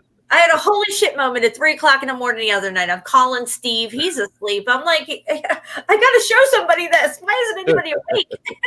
What is this? That's cool. See, I don't feel crazy. I like it because I don't feel crazy. Because that's what I see with the I've got the telescope upstairs. I'll look at it tonight too. I'll see the same shit. I look at it. I go, I wish I could just anybody with a fucking brain look through this fucking telescope and tell me you see a star. Please. It's like They Live. That movie, They Live. Put the glasses on, or put the glasses on, man. Please. Tell me I'm not crazy. God, these guys, boy. I never understood that battle in They Live when I used to watch the movie. It was like, why is this battle so drawn out? It's just so over the top. But once I became a truther and I was the one trying to get people to just look at it, just sit down and watch it 5 minutes. Did you look at it yet? Have you watched? No, I haven't yet. You got to stop what you're doing and just look at it. And he was like, and that was actually the battle that they were having was the battle that we have it in real life with people. And now I totally relate to it.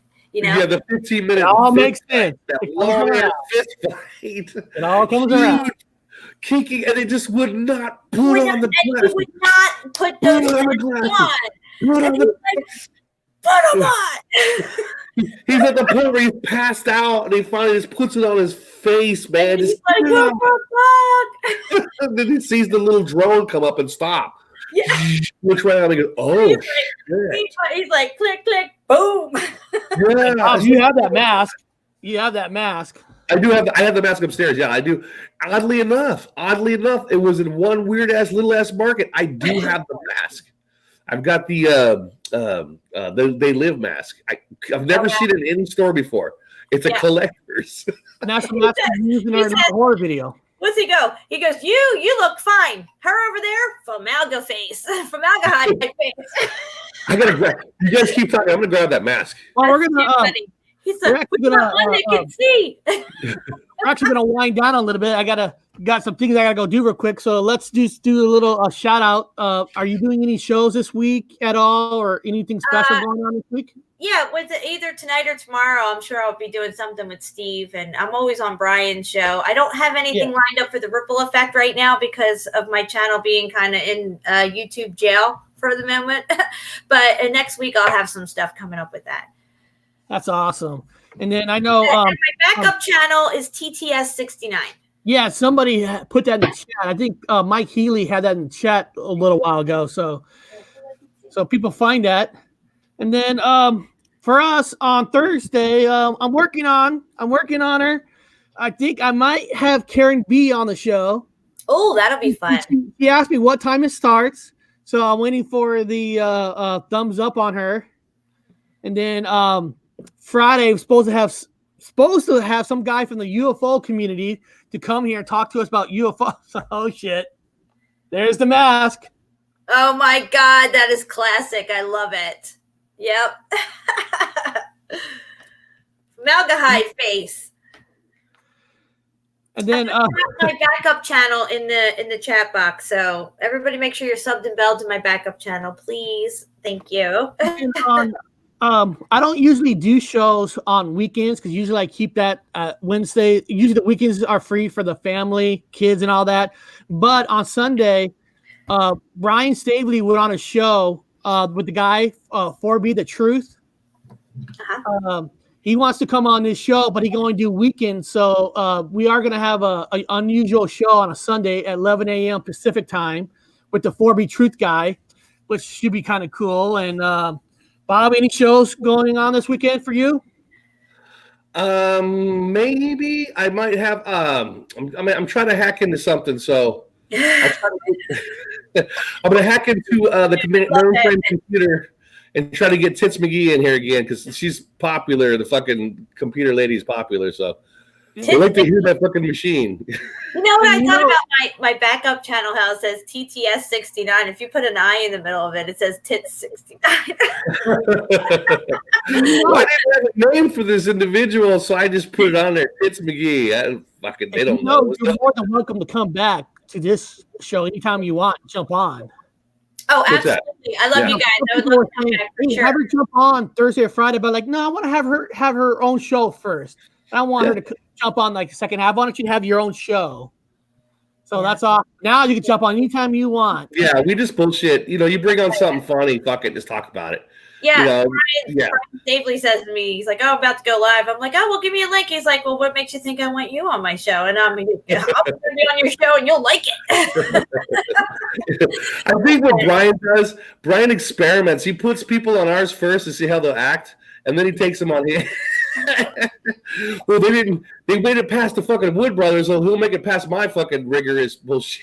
Thank you, Joey Rochette. I don't know if anybody listened to Brian's show last night with Vanessa V, but awesome. She has the Fearful Mandela Effect testimony series going on. And I was watching her stuff.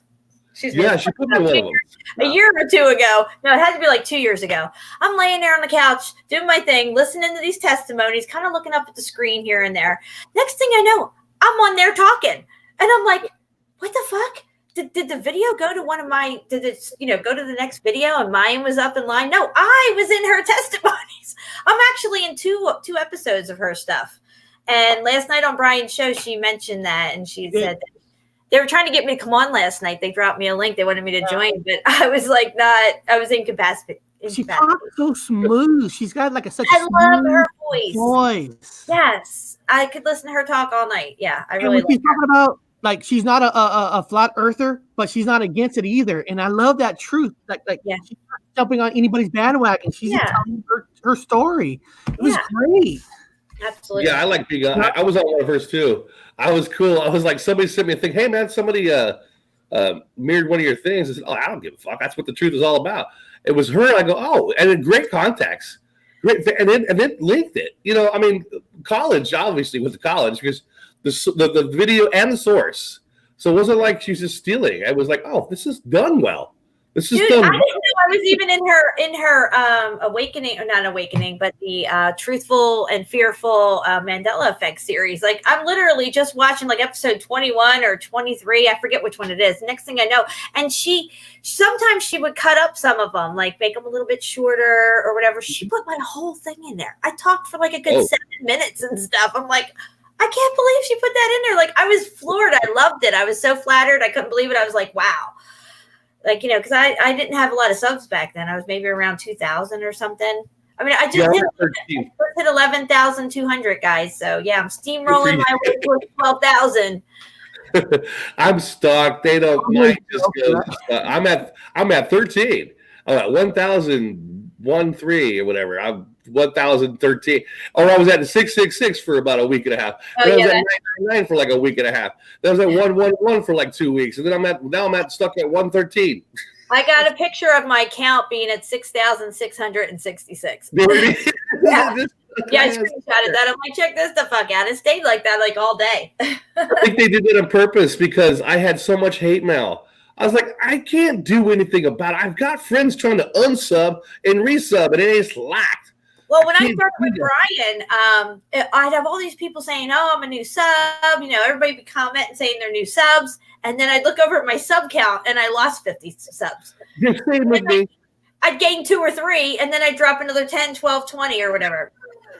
Just give up. I don't do subs no more. I let Eric do it. Eric, that's why I come on Eric's show. Eric's grows. His is growing and growing and growing. Mine just stays at the one level. It won't go past it. Yeah. So I like it, Eric's, man. I'll just piggyback on his fucking show. Yeah. You got that London YouTube thing going on. They're probably just restricting your ass. You gotta pay taxes on these subscribers. We're gonna send a tax man out the subscriber.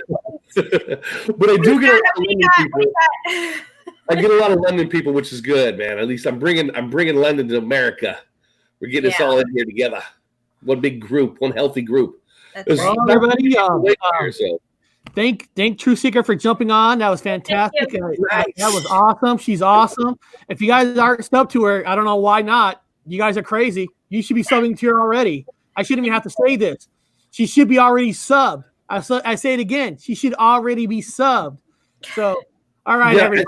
I said it in 2016. The intro. Just one touch and I'm lost inside your love. Just one touch means more than words can say. Just one touch